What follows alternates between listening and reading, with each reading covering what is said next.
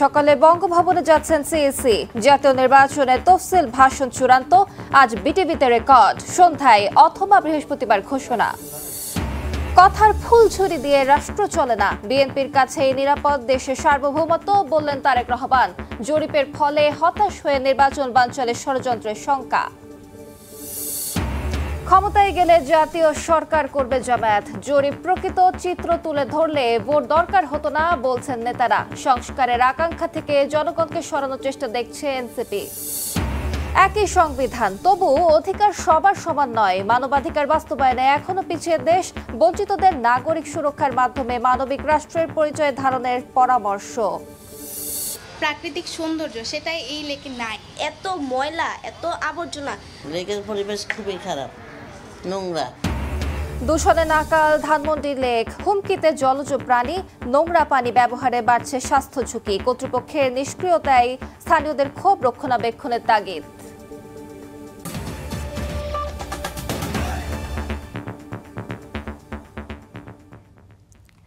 ভোরের সময় সঙ্গে আছি আমি আলিশা ইসলাম।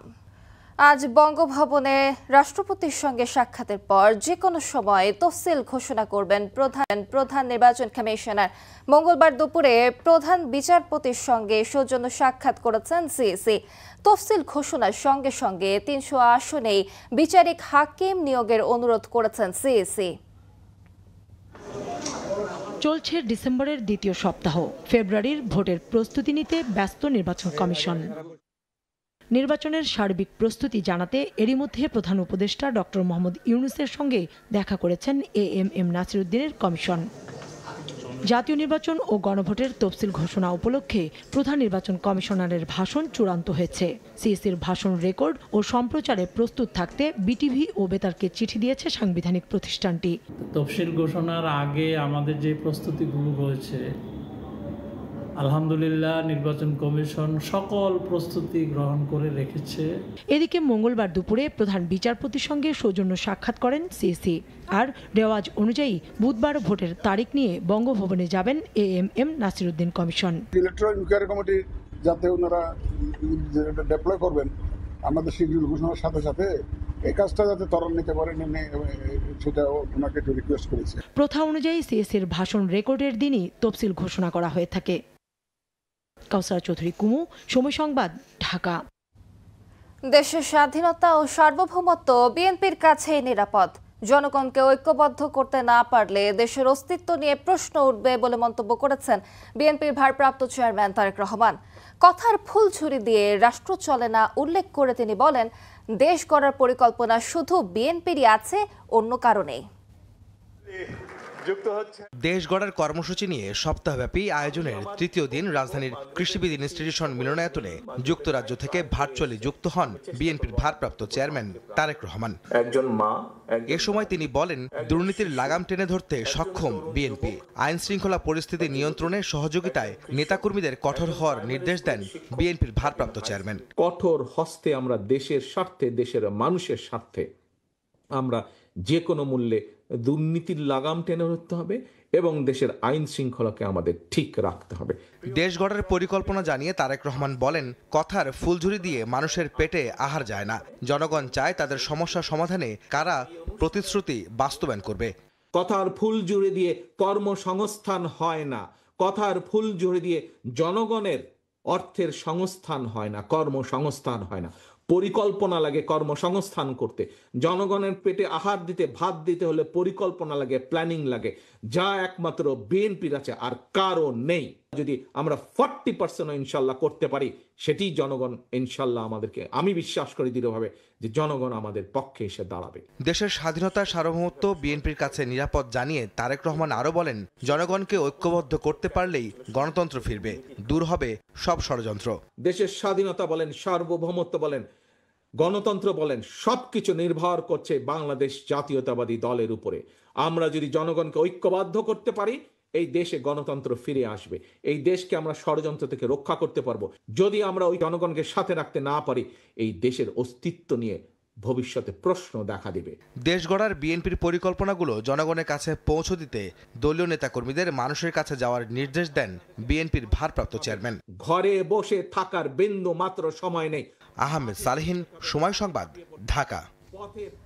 আওয়ামী লীগ আমলে ৩ বাহিনীকে রাজনীতিকরণ করা হয়েছে, সে সময় জবাবদিহিতা ছিল না বলে মন্তব্য করেন বিএনপির ভারপ্রাপ্ত চেয়ারম্যান তারেক রহমান। মঙ্গলবার সন্ধ্যায় রাজধানীর গুলশানে অবসরপ্রাপ্ত সামরিক কর্মকর্তাদের সঙ্গে মতবিনিময় সভায় ভার্চুয়ালি যুক্ত হয়ে কথা বলেন তিনি।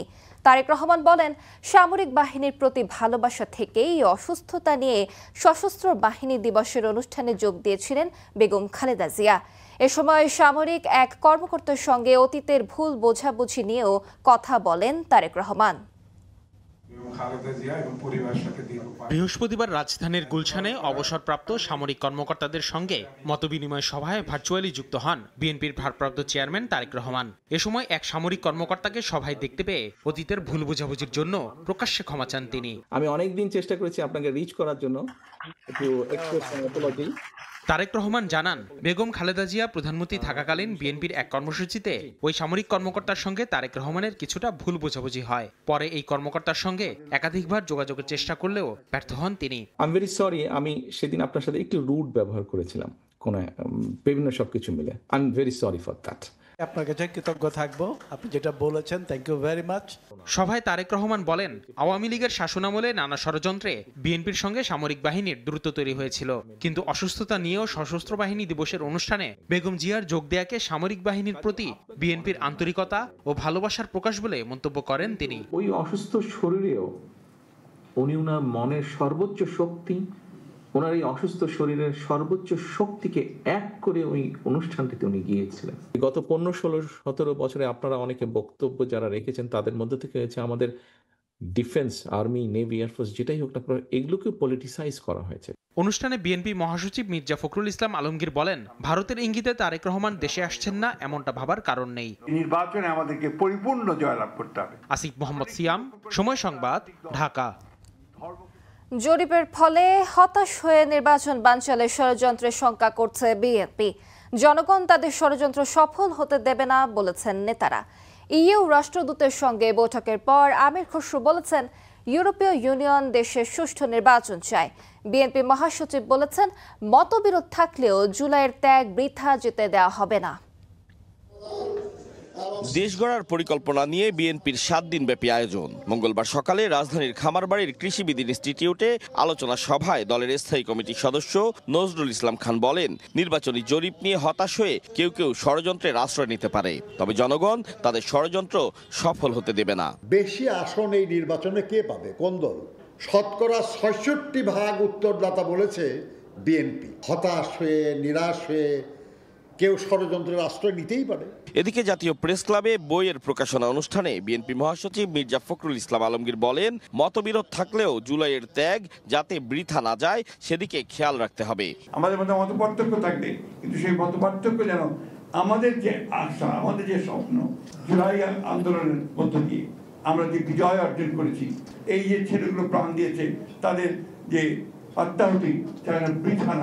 এদিকে বিকেলে গুলশানে ইইউ রাষ্ট্রদূতের বাসভবনে যান বিএনপির মহাসচিব মির্জা ফখরুল ইসলাম আলমগীরের নেতৃত্বে 3 সদস্যের প্রতিনিধি দল। বৈঠক শেষে স্থায়ী কমিটির সদস্য আমির খসরু মাহমুদ চৌধুরী বলেন, দেশের গণতন্ত্রে উত্তরণের পথ যেন মসৃণ থাকে সেটি চায় ইইউ। সবাই তো চাচ্ছে একটা ভালো নির্বাচনের মাধ্যমে যত দ্রুত সম্ভব বাংলাদেশের ডেমোক্রেটিক অর্ডার ফিরে আসুক। উগ্রতার একটা প্রবণতা কোনো কোনো জায়গায় দেখা যাচ্ছে, কিছু কিছু জায়গাতে আমরা দেখতে পাচ্ছি উগ্রতা, এবং ওই জায়গাটাতে কিছু কনসার্ন তো আছে সবারই। দ্রুত নির্বাচনের মাধ্যমে ক্ষমতা হস্তান্তরের আশা ইউরোপীয় ইউনিয়নের। আতাউর কাউসার, সময় সংবাদ, ঢাকা।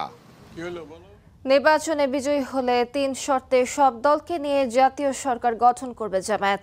এই কথা বলেছেন দলটির আমির ডক্টর শফিকুর রহমান। বলেন, দুর্নীতি, চাঁদাবাজ ও টেন্ডারবাজদের জন্য দেশের মানুষ স্বস্তিতে নেই।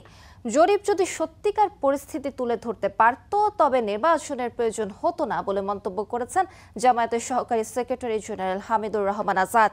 রাজধানীতে আলাদা অনুষ্ঠানে কথা বলেন তারা। নিজ নির্বাচনী আসন ঢাকা 15-এর দক্ষিণ কাফরুল থানাধীন স্থানীয় জামায়াতের সুধী সমাবেশে যোগ দেন দলটির শীর্ষ নেতা ডাক্তার শফিকুর রহমান। আমার কথা খুব বেশি নয়, মঙ্গলবার রাতে সুধী সমাবেশে প্রধান অতিথির বক্তব্যে জামায়াত আমির বলেন, সমাজে বিদ্যমান অর্থনৈতিক বৈষম্য দূরীকরণে প্রতিজ্ঞাবদ্ধ তার দল। জানান, নির্বাচনে জয়ী হলে দুর্নীতির বিরুদ্ধে অবস্থান, বিচার ব্যবস্থায় হস্তক্ষেপ না করা এবং অভ্যুত্থানের চেতনা ধারণ করার শর্তে সকল রাজনৈতিক দল নিয়ে জাতীয় সরকার গঠন করবে জামায়াত। আমাদের কোনো বন্ধু সংগঠন বলেছেন তারা যদি নির্বাচনে বিজয়ী হন তাহলে জামাত ইসলামকে বাদ দিয়ে তারা সরকার গঠন করবেন এবং এটা হবে জাতীয় সরকার, ঐক্যের সরকার। আমরা আপনাদেরকে সাক্ষী রেখে আমরা আশাবাদ ব্যক্ত করছি, ইনশাআল্লাহ জনগণের ভালোবাসায়, আল্লাহ তাআলার ইচ্ছায় আমরা যদি বিজয়ী হই, আমরা তাদেরকেও সাথে নিয়ে ইনশাআল্লাহ জাতীয় সরকার। এদিন দুপুরে জামায়াতের সহকারী সেক্রেটারি জেনারেল হামিদুর রহমান আজাদ সাম্প্রতিক নানা জরিপ প্রসঙ্গে বলেন, জরিপই যদি সত্যিকার পরিস্থিতি তুলে ধরতে পারত তবে দেশে নির্বাচনের কোনো প্রয়োজন হতো না।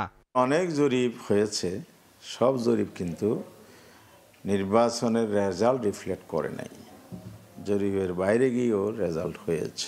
এটার উপর ভিত্তি করে বলা যাবে না যে অমুক দল সরকারে, অমুক দল বিরোধী দলে অথবা পরাজিত। 2001 থেকে 2006-এ জোট সরকারে থাকলেও সে সময় কোনো অপরাধের সঙ্গে জড়িত ছিল না জামায়াত বলে মন্তব্য করেন দলটির নীতি নির্ধারণী পর্যায়ের এই নেতা। আমরা কিন্তু জোট সরকারে ছিলাম, কিন্তু আমাদের দুইজন কাদা লাগাই নাই। শফিক মুন্সি, সময় সংবাদ, ঢাকা। ক্ষমতায় কারা যাবে এমন জরিপ করে সংস্কারের আকাঙ্ক্ষা থেকে জনগণকে সরানোর অপচেষ্টা দেখছে এনসিপি। দলটির নেতারা বলেন, আগামীর বাংলাদেশে মুক্তিযুদ্ধ ও ধর্মের নামে কার্ড খেলার রাজনীতি চলবে না। যুব উইংয়ের সাংগঠনিক কার্যক্রম গতিশীল করতে জাতীয় যুব শক্তির প্রতিনিধি সম্মেলন আয়োজন করে জাতীয় নাগরিক পার্টি। মঙ্গলবার সন্ধ্যায় রাজধানীর আবু সাইদ কনভেনশন হলে সম্মেলনে যোগ দেন কেন্দ্রীয় নেতারা, কথা বলেন সমসাময়িক রাজনৈতিক বিষয়ে।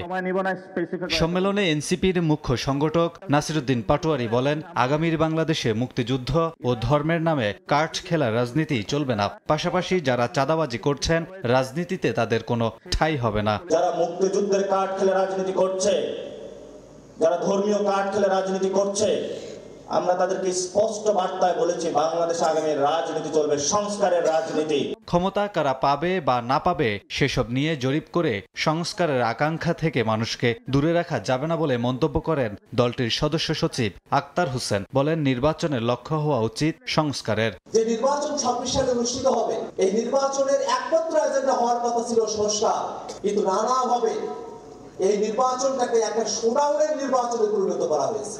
এদিন ঠাকুরগাঁওয়ে এক অনুষ্ঠানে দলটির উত্তরাঞ্চলের মুখ্য সংগঠক সার্জিস আলম মন্তব্য করেন, ফ্যাসিস্টের দোসরদের নির্বাচনে অংশ নেয়ার সুযোগ দিয়ে অভ্যুত্থানের সঙ্গে প্রতারণা করেছে ইসি।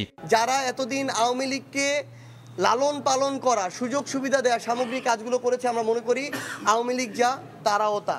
সো তাদের অবশ্যই বিচারের আওতায় নিয়ে আসা উচিত এবং নির্বাচন কমিশন এই জায়গায় জুলাই অভ্যুত্থানের আকাঙ্ক্ষার সাথে স্পষ্ট প্রতারণা করছে। এনসিপি কোনোভাবেই নির্বাচন কমিশনের এমন কার্যক্রমকে সমর্থন করে না বলেও সাফ জানান সার্জিস আলম। এটা এনসিপি কোনোভাবেই তাদের জায়গা থেকে। কামরুল হাসান, সময় সংবাদ, ঢাকা। হাসপাতালে চিকিৎসাধীন বিএনপি চেয়ারপারসন বেগম খালেদা জিয়ার শারীরিক অবস্থা এখনও অপরিবর্তিত। তার লন্ডন যাত্রা নিয়ে এখনও সিদ্ধান্ত নেয়নি মেডিকেল বোর্ড। আপাতত এভার কেয়ারেই চলবে চিকিৎসা। এদিকে বেগম জিয়ার চিকিৎসার কার্যক্রম সরাসরি তদারকি করছেন তার পুত্রবধূ ডাক্তার জুবাইদা রহমান। আর 17 দিন ধরে বেগম জিয়ার সঙ্গে আছেন ছোট ছেলে সহধর্মিণী শামিলা রহমান। এদিকে মঙ্গলবার সন্ধ্যায় বেগম জিয়ার স্বাস্থ্যের খোঁজ নিতে হাসপাতালে যান স্বাস্থ্য উপদেষ্টা। 17 দিন ধরে রাজধানীর এভারকেয়ার হাসপাতালে চিকিৎসাধীন বিএনপি চেয়ারপারসন বেগম খালেদা জিয়া। তার শারীরিক অবস্থা এখনও অপরিবর্তিত। এরই মধ্যে এন্ডোস্কোপি করে বেগম জিয়ার পাকস্থলী রক্তক্ষরণ বন্ধ করা হয়েছে। স্বাভাবিক এসেছে সিটি স্ক্যানের রিপোর্ট। দেশি বিদেশি চিকিৎসকের নিবিড় তত্ত্বাবধানে আছেন সাবেক প্রধানমন্ত্রী। দেশে এসে সশরীরে চিকিৎসা কার্যক্রম তদারকি করছেন পুত্রবধূ doctor Zubaida Rahman.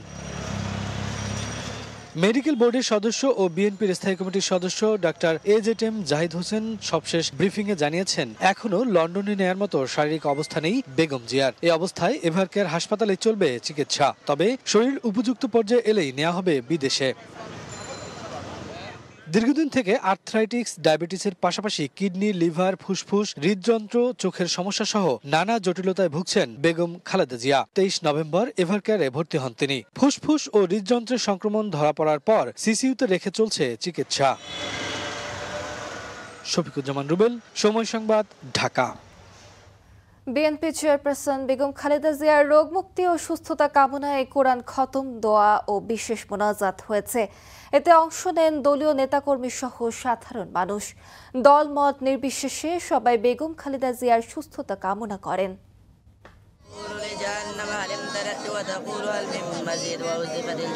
BNP chairperson ও সাবেক প্রধানমন্ত্রী বেগম খালেদা জিয়ার রোগমুক্তি কামনায় বিভিন্ন স্থানে কোরআন খতম, দোয়া ও বিশেষ মোনাজাতের আয়োজন করা হয়। অংশ নেন বিএনপি নেতাকর্মী সহ সাধারণ মানুষ। মঙ্গলবার সকালে ময়মনসিংহের গৌরীপুরে উপজেলা বিএনপি অঙ্গ ও সহযোগী সংগঠনের উদ্যোগে শতবার কোরআন খতম দেয়া হয়। অংশ নেন 1000 হাফেজ, মাদ্রাসা শিক্ষক ও শিক্ষার্থী। পরে করা হয় বিশেষ দোয়া মোনাজাত। বেগম খালেদা জিয়ার সুস্থতা কামনায় ব্রাহ্মণবাড়িয়ায় জেলা বিএনপির আয়োজনে অনুষ্ঠিত হয় দোয়া মাহফিল। ফেব্রুয়ারির যে নির্বাচন, সেই নির্বাচনে আমরা দেশনেত্রী বেগম খালেদা জিয়ার নেতৃত্বে আমরা সেই নির্বাচনে অংশগ্রহণ করতে চাই। চট্টগ্রামের হাটহাজারীতে বিএনপি মনোনীত প্রার্থী ব্যারিস্টার মীর মোহাম্মদ হেলাল উদ্দিনের আয়োজনে অনুষ্ঠিত হয় দোয়া মাহফিল। বিএনপি যুবদল, ছাত্রদল সহ অঙ্গ ও সহযোগী সংগঠনের নেতাকর্মীরা উপস্থিত ছিলেন। বাংলাদেশের অভিভাবক তুল্য, আমাদের মাতৃতুল্য নেত্রী আল্লাহ খালেদা জিয়া কে যেন দ্রুততম সময়ের মধ্যে সুস্থ করে আমাদের মাঝে ফিরিয়ে দেন এবং আল্লাহ যেন ওনাকে হায়াতে তাইয়্যিবা দান করেন। দ্রুত সুস্থ হয়ে ফিরবেন দলীয় চেয়ারপারসন, এমনটাই আশা বিএনপি নেতাকর্মীদের। সাহাল আব্দুল্লাহ আলভি, সময় সংবাদ। শত বছরেও আরেকজন বেগম রোকেয়া তৈরি না হওয়ায় আক্ষেপ প্রকাশ করেছেন প্রধান উপদেষ্টা ডক্টর মোহাম্মদ ইউনূস। মঙ্গলবার সকালে রাজধানীর ওসমানী স্মৃতি মিলনায়তনে রোকেয়া দিবসের অনুষ্ঠানে তিনি আরও বলেন, মহিয়সী নারীর দেখানো পথ ধরে এগিয়ে যেতে হবে। দেশ ও জাতি গঠনে নারীদের ভূমিকা রাখতে আরও সুযোগ করে দিতে হবে। এবছর রোকেয়া পদক পেয়েছেন ফুটবলার ঋতুপর্ণা চাকমা সহ 4 জন। বাঙালি নারী জাগরণের অগ্রদূত বেগম রোকেয়া দিবসের অনুষ্ঠান যোগ দেন প্রধান উপদেষ্টা ডক্টর মোহাম্মদ ইউনূস। এবছর নারী জাগরণে বিশেষ অবদানের জন্য রোকেয়া পদক পেয়েছেন 4 জন। নারী শিক্ষায় বিশেষ অবদানের জন্য রুভানা রাকিব, নারীদের শ্রমাধিকারে অবদানের জন্য কল্পনা আক্তার, মানবাধিকারে বিশেষ অবদানের জন্য ডক্টর নাবিলা ইদ্রিস ও ক্রীড়ায় অবদান রাখায় জাতীয় নারী ফুটবল দলের খেলোয়াড় ঋতুপর্ণা চাকমার হাতে পদক তুলে দেন প্রধান উপদেষ্টা। প্রধান অতিথির বক্তব্যে শত বছরেও আরেকজন বেগম রোকেয়া তৈরি না হওয়ায় আক্ষেপ করেন ডক্টর ইউনূস। আমরা 100 বছর পরেও আরেকজন রোকেয়া সৃষ্টি করতে পারি নাই, এটা আমাদের দুর্ভাগ্য। তিনি যেসব দিক নির্দেশনা দিয়ে গেছেন, যেসব স্বপ্ন দেখিয়ে গেছেন, সেই স্বপ্নকে আমরা আমলে আনতে পারি নাই। কথা বলেছি, অগ্রসর হতে পারি না। জুলাই গণঅভ্যুত্থানে নারী নেতৃত্বের প্রশংসা করে প্রধান উপদেষ্টা বলেন, দেশ ও জাতি গঠনে নারীদের ভূমিকা রাখতে আরও সুযোগ তৈরি করে দিতে হবে। আমাদেরকে স্পেস ছেড়ে দিতে হবে। মেয়েরা এসছে, তারা যার জায়গায় দখল করবে, নেতৃত্ব দেবে, সেটা অলরেডি গণঅভ্যুত্থানে দেখিয়েছে। আজকে আমাদের সামনে যারা বসে আছে তারা আমাদেরকে বের করে আনবে। বেগম রোকেয়া যে ডাক দিয়েছিল, সেই ডাক 100 বছর পরে হলেও এখানে যেন শোনা যায়। মহিলা ও শিশু বিষয়ক মন্ত্রণালয়ের নাম পরিবর্তন করে নারী ও শিশু বিষয়ক মন্ত্রণালয় রাখা হয়েছে। আমাদেরকে ঠিক করে দিতে। নাজমুস সালেহী, সময় সংবাদ, ঢাকা। ভোরের সময় আরো থাকছে। ব্যয় বাড়লেও ভ্যাট দিতে আগ্রহ বাড়ছে ভোক্তার। অনেক বিক্রেতা প্রতিষ্ঠানই রাখে না বেচা কেনার সঠিক হিসাব। আদায় ব্যবস্থা সহজ না করার দায় এনবিআর এর বলছেন। একই রাষ্ট্র, একই সংবিধান, তবু সবার সমান অধিকার নেই। ফুটপাতের জীবন থেকে কয়লার ধোঁয়ায় মেশা শ্রমিকের চোখের জল বলে দেয় মানবাধিকার বাস্তবায়নের পথে এখনো পিছিয়ে রাষ্ট্র। অধিকার বঞ্চিতদের সুরক্ষার মাধ্যমে মানবিক রাষ্ট্রের পরিচয় তুলে ধরা সম্ভব বলে মনে করেন মানবাধিকার কর্মীরা। বিশ্ব মানবাধিকার দিবসে বঞ্চিতদের কণ্ঠস্বর তুলে এনেছেন মাইমুনা হায়দার চৌধুরী। ক্যামেরায় ছিলেন প্রিন্স আরেফিন।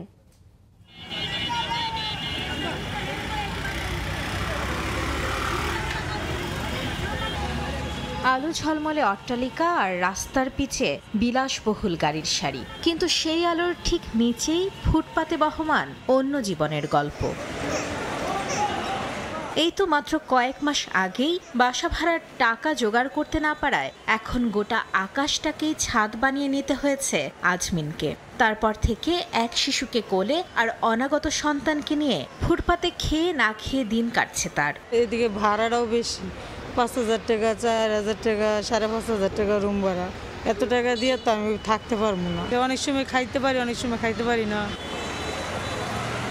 যাদের শ্রমে ঘামে গড়ে ওঠে জাঁকজমক নগর, তাদের গোটা জীবনটাই যেন বঞ্চনার এক হালখাতা। জাহাজের পাটাতনের সরু কাঠের রাস্তা পেরিয়ে গুনে গুনে 7 বার বালুর বোঝা মাথায় টানার পর ঝুলিতে জমা হয় মোটে 20 টাকা। দিন কামাই করি, দিন খাই। খাবার যেদিন না করবো ওদিন আমার খাওয়া নেই। জামাই অসুস্থ, ঘর ভরা, 80 টাকা ঘর ভাড়া দেওয়া না গিয়ে আমি আল্লাহ খোলার পাই না। এত ঝুঁকিতে কাজ করতেছি, সে অর্থে আমরা ন্যায্য মজুরিটা পাইতেছি না। করি নিজের পেটে তাগিদে, কি করব, গরিব মানুষ করে তো খাইতেই হবে। রাষ্ট্রের অগ্রযাত্রা যাদের কয়লা মাখা কালো হাত ধরে, তারা কি জানে অধিকার মানে কি? পেট বাঁচা নিয়েছে খরচ, বাল বাচ্চা আছে, মা আছে, সন্তান মানুষ করুন লাগবো। আমার কোনো অধিকার নাই ভাই, আমি অধিকার মনোরণ পেট বাঁচাই আর কাম করি খাই। অথচ মানবিক না হয়ে বারবার নাগরিক অধিকার লঙ্ঘন করছে রাষ্ট্র, বলছেন মানবাধিকার কর্মীরা। মানবাধিকার লঙ্ঘন হচ্ছে, দৃষ্টিও দিচ্ছে না, তারা কর্ণপাতও করছে না, এটা কোনো আমলেও নিচ্ছে না, সেটার ব্যাপারে কোনো ব্যবস্থাও নিচ্ছে না। আর একটা হলো রাষ্ট্র নিজেই মানবাধিকার লঙ্ঘন করে অনেক জায়গায়। রাষ্ট্রের দায়িত্ব যে সকল নাগরিকের অধিকার নিশ্চিত করা। মানব জীবন ঘিরে শুধুই না পাওয়ার গল্পই যখন বর্তমান, তখন ভবিষ্যতের প্রশ্নে নির্বাক বঞ্চিতরা। যে দেশের লাখো মানুষের কাছে অধিকার শব্দটির অস্তিত্ব এক মহাকাশ দূরে, সেখানে কাগজেই আটকে থাকে উন্নয়ন। মানবাধিকারের বাস্তবায়ন হোক রাষ্ট্রের প্রতিটি কোণায়। ছেঁড়া চাদরের নিচে থাকা ফুটপাতের মানুষটির কাছেও পৌঁছে যাক সে আলো, তবেই এই রাষ্ট্র হয়ে উঠবে সকলের। মাইমুনা হায়দার চৌধুরী, সময় সংবাদ, ঢাকা। আবু সাইদ হত্যা মামলায় সাক্ষ্য দিলেন জুলাই আন্দোলনের অন্যতম সমন্বয়ক হাসনাত আব্দুল্লাহ। জবানবন্দিতে আন্দোলনে আইনশৃঙ্খলা বাহিনী, আওয়ামী লীগ, ছাত্রলীগের নৃশংসতা, সেফ হোমে নির্যাতনের বর্ণনা তুলে ধরেন। এদিকে গুমের মামলায় শেখ হাসিনা সহ 13 আসামির বিরুদ্ধে বিচার শুরু হবে কিনা 14 ডিসেম্বর আদেশ দেবেন আদালত। শেষের দিকে জুলাই গণঅভ্যুত্থানের প্রথম শহীদ আবু সাইদ হত্যা মামলার সাক্ষ্য গ্রহণ। মঙ্গলবার সকাল 10টার দিকে আদালতে হাজির হন জাতীয় নাগরিক পার্টির নেতা ও জুলাই আন্দোলনের অন্যতম সমন্বয়ক হাসনাত আব্দুল্লাহ। 11টার দিকে শুরু হয় সাক্ষ্য গ্রহণ। জবানবন্দিতে আন্দোলনের প্রেক্ষাপট, আইনশৃঙ্খলা বাহিনী, আওয়ামী লীগ ও ছাত্রলীগের নৃশংসতার চিত্র তুলে ধরেন হাসনাত। আবু সাইদ হত্যার সঙ্গে জড়িতদের শাস্তির দাবিও জানান তিনি। আমাদের সারা রাত ভোর ব্যাপী আমাদেরকে জিজ্ঞাসাবাদ করা হয়, আমরা যেন বলি যে আমরা আন্দোলন প্রত্যাহার করে নিয়েছি, তাহলে আমাদের লাইফ সেটেল করে দিবে। সারা দিন ব্যাপী আমাদেরকে নির্যাতন করা হয়। গণমাধ্যম, বিচার বিভাগ সহ রাষ্ট্রের বিভিন্ন প্রতিষ্ঠানকে ব্যবহার করে শেখ হাসিনা ফ্যাসিবাদ কায়েম করেছিলেন। এখনও সেই প্রবণতা লক্ষ্য করা যাচ্ছে। এনসিপি জনগণের শক্তি নিয়েই ক্ষমতায় যেতে চায় বলেও মন্তব্য করেন দলটির এই নেতা। কোনো মিডিয়াকে নিয়ন্ত্রণ করার মধ্য দিয়ে, ব্যুরোক্রেসিকে নিয়ন্ত্রণ করার মধ্য দিয়ে, মিলিটারিকে নিয়ন্ত্রণ করার মধ্য দিয়ে, পাশের দেশ ভারতের কনসেন্ট নিয়ে আমরা কোনো ক্ষমতায় যেতে চাই না। এদিন ট্রাইব্যুনাল 1-এ আওয়ামী লীগের আমলে জেআইসি সেলে 26 জনকে গুম করে নির্যাতনের মামলায় হাজির করা হয় গ্রেফতার 3 সেনা কর্মকর্তাকে। সাবেক প্রধানমন্ত্রী শেখ হাসিনা সহ 13 আসামির বিরুদ্ধে বিচার শুরু হবে কিনা সে বিষয়ে 14 ডিসেম্বর আদেশ দেবেন আদালত। তদন্ত আদালত আর্মি করে 8 জনকে আসামি পাইলেন, আর এই তদন্ত করে ফরমাল চার্জে 2 জনকে পাইলেন না। এই কারণে আমি ডিফেক্টিভ বলেছি মাননীয় ট্রাইব্যুনালে। 13 জন আসামির প্রত্যেকের বিরুদ্ধে সরাসরি সম্পৃক্ততার অভিযোগ রয়েছে, যেটা আমরা কোর্টে চার্জের আকারে সাবমিট করেছি, এবং আমাদের যে 39 জন সাক্ষী রয়েছেন, এই সাক্ষী যখন কোর্টের সামনে আসবেন এবং অন্যান্য যে সমস্ত ডকুমেন্ট উপস্থাপিত হবে, তখন এটা দিনের আলোর মতো পরিষ্কার হয়ে যাবে। আসামিদের বিরুদ্ধে 2015 সালের 22 অক্টোবর থেকে 2024 সালের 5 আগস্ট পর্যন্ত সময়ে 26 জনকে গুম, অপহরণ, নির্যাতনের সুনির্দিষ্ট 5টি অভিযোগ এনেছে প্রসিকিউশন। আফজাল হোসেন, সময় সংবাদ, ঢাকা। দূষণে নাকা রাজধানীর ধানমন্ডি লেক। পানি দূষণের কারণে হুমকিতে পড়েছে মাছসহ জলজ প্রাণী, বেড়েছে হকার সংখ্যাও। ব্যক্তিগত পরিষ্কার পরিচ্ছন্নতায় ব্যবহৃত হচ্ছে লেকের পানি, যা বাড়াচ্ছে স্বাস্থ্য ঝুঁকি। স্থানীয়দের অভিযোগ, লেকের পরিবেশ সুরক্ষায় কার্যকরী উদ্যোগ নেই কর্তৃপক্ষের। এদিকে দূষণ রোধে হকারদের আধিপত্য কমাতে খাদ্যদ্রব্য সহ পণ্য না কেনার পরামর্শ ঢাকা দক্ষিণ সিটি কর্পোরেশনের। ওমর ফারুক ও ফারুক মোল্লার ক্যামেরায় তাসনিয়া নিশাত মিমের প্রতিবেদন। দুর্গন্ধ, মশা, মাছি একদম ভরে গেছে। পানি ময়লা হয়েছে তো কি হয়েছে?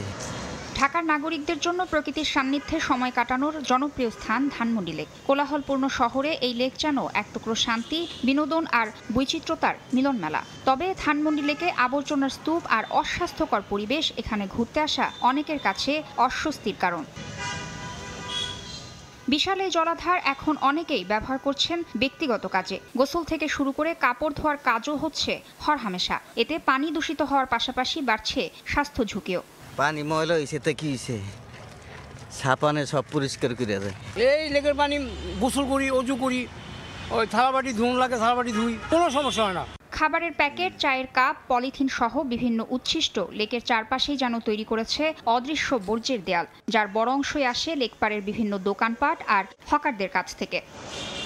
কাজের ফাঁকে বিনোদন আর প্রশান্তির খোঁজে ঘুরতে আসা নগরবাসী লেকের প্রাকৃতিক পরিবেশ নিয়ে হতাশ। প্রাকৃতিক সৌন্দর্য সেটাই এই লেকে নাই। এত ময়লা, এত আবর্জনা। আমরা জানি যে ময়লার কারণে কিন্তু আমাদের ডেঙ্গু মশা হয়। এটা পুরোটাই এখন হইলো যে লোপাটের জায়গা হয়ে গেছে। এত বড় একটা জায়গা, ফ্রি জায়গা, সেটা এখন যারা এখানে আছে ওরা এটাকে বিভিন্নভাবে এটা ইউজ করতে। লেকের পরিবেশ খুবই খারাপ, নোংরা, মশা মাছি। মালিক পক্ষ আছে, তারা বলে দেয় আজকে আসেন না, আমরা আসি না। এই লিকের যে দায়িত্ব আছে, সুপারভাইজার আছে, তারা আমাকে ফোন দেয়, তারপরে আমরা আসি। হকারদের সংখ্যা বৃদ্ধির জন্য দর্শনার্থীদেরই দায়ী করছে সিটি কর্পোরেশন। আর পরিষ্কার পরিচ্ছন্নতা ও দেখভালের দায়িত্ব চায় ধানমন্ডি সোসাইটি। কিছুদিন আগে ধানমন্ডি সোসাইটি প্রায় 40 মনের মতো মাছ, মৃত মাছ এখান থেকে আপনার উঠিয়েছে। এখানে মাছ মরে পড়েছিল। লেকের একটা অংশ সোসাইটি যদি সুযোগ পায়, তাহলে সত্যিকারের যে লেক ডেভেলপমেন্ট, লেকটা সুন্দরভাবে করা যায়, এখানে লেককে ঘিরে যে একটা সুন্দর কমিউনিটি গ্রো করা যায়, এটাকে আমরা দেখিয়ে দিতে পারবো। দোকান আছে, অনেক বাদামওয়ালা আছে। এখন নাগরিক যদি সেটি রিসিভ না করে তার কাছ থেকে, আমি উল্টো বলি যে না, তোমার এখানে তো মানে তুমি এখানে বৈধভাবে বাস করছো না, বা আমরা রিসিভ করব না, বা আমরা এই দোকানগুলোতে খাবো না, তাহলে কিন্তু এটা নিরুৎসাহিত হয় যে এগুলো কখন আসে, যখন নাগরিকের চাহিদা থাকে। পরিবেশ বান্ধব নয় এমন প্রকল্প আর বাণিজ্যিকীকরণ লেকের অকাল ধ্বংসের কারণ বলে মনে করছেন বিশেষজ্ঞ। এজন্য দক্ষিণ সিটি কর্পোরেশনের বিমাতা সুলভ আচরণকেও দায়ী করেন তিনি। প্রকৃতি নির্ভর এবং পরিবেশ উত্তরণের প্রকল্প হিসেবে দেখার যে সৃষ্টি লগ্নের উদ্দেশ্য, তাকে বাণিজ্যিকায়ন, লোভ, লালসা, ব্যবসা এর মধ্যে ঠেলে দেওয়ার মধ্যে দিয়ে এর এই অকাল ধ্বংসের কারণ হিসেবে চিহ্নিত করা। তত্ত্বাবধানের ক্ষেত্রে যে মেরামত পূর্বক রক্ষণাবেক্ষণ দীর্ঘদিন থেকেই অবহেলিত। আর এই অবহেলার মূল কারণ হলো দক্ষিণ সিটি কর্পোরেশন এর সাথে বিমাতা সুলভ আচরণ করা। পরিবেশ, জনস্বাস্থ্য ও জীববৈচিত্র্যের জন্য গুরুত্বপূর্ণ নগরীর ফুসফুস খ্যাত এই জলাধারকে বাঁচাতে এখনই সচেতন হওয়ার তাগিদ সংশ্লিষ্টদের। অযত্ন আর অবহেলায় প্রতিদিনই একটু একটু করে হারাচ্ছে ধানমন্ডি লেকের সৌন্দর্য। নষ্ট হচ্ছে বাস্তুতন্ত্রের ভারসাম্য, আর তাই বাড়ছে পরিবেশগত ঝুঁকি। পরিকল্পনাবিদরা বলছেন, লেকের উন্নয়নের চেয়েও বেশি জরুরি এর নিয়মিত রক্ষণাবেক্ষণ ও সুষ্ঠু ব্যবস্থাপনা নিশ্চিত করা। তা না হলে শহরের গুরুত্বপূর্ণ এই জলাধার অচিরেই হারাবে তার কার্যকারিতা। তাসনিয়া নিশাত মিম, সময় সংবাদ, ঢাকা। ব্যাট চাপ বাড়লেও দিন দিন ভ্যাট দিতে আগ্রহী হচ্ছেন সাধারণ মানুষ, কারণ দেশ গঠনে ভূমিকা রাখতে চান তারা। যদিও তাদের সন্দেহ রয়েছে এই পরোক্ষ কর ঠিকমতো সরকারের কোষাগারে জমা হয় কিনা। এদিকে মোট রাজস্ব আদায়ের প্রায় 40% যোগান দেয়া ভ্যাটের সঠিক হিসাব যেমন রাখে না অনেক খুচরা বিক্রেতা, ব্যবসায়ী আবার আদায় ব্যবস্থা স্বচ্ছ ও সহজ না করার দায়ও এনবিআরের রয়েছে বলে মনে করেন অর্থনীতিবিদরা। উচ্চ মূল্যের বাজারে জীবনযাপন সহজ করতে ভ্যাট হার কমানোর পক্ষেও অবস্থান তাদের। জাতীয় ভ্যাট দিবসে MS আরেফিনের রিপোর্টে বিস্তারিত। ব্যয় বাড়লেও দেশ গঠনে অবদান রাখতে ভ্যাট দিতে আগ্রহী হচ্ছেন সাধারণ মানুষ। যদিও স্থানীয় পর্যায়ে তাদের দেয়া ভ্যাট সরকারের কোষাগারে ঠিকমতো জমা পড়ে কিনা তা নিয়ে সন্দেহ থেকেই যাচ্ছে। তারা জমা দিচ্ছে কিনা সরকারের সেটা তো নিশ্চিত হতে পারছি না। কেনাকাটার মধ্যেই তো সাইডে দেয়া থাকে যে কত পার্সেন্ট, এটা সরকার পর্যন্ত আসলে যায় কিনা, এটা যদি আমরা জানতে পারি তাহলে ভ্যাট দিতে সুবিধা হয়। প্রতি বছর রাষ্ট্র পরিচালনার যে ব্যয়ের হিসাব তুলে ধরা হয় জাতীয় বাজেটে, সেখানে আয়ের সবচেয়ে বড় খাত হিসেবে ধরা হয় ভ্যাটকে। গেল অর্থ বছর মোট 3,70,874 কোটি টাকার মধ্যে এই খাতেই এসেছে 1,41,586 কোটি টাকা, শতাংশের হিসেবে যা 38 ভাগের বেশি। চলতি বছরের মোট 4 মাসে আদায় হওয়া মোট 1,19,478 কোটি টাকার প্রায় 39.5% এসেছে ভ্যাট থেকে।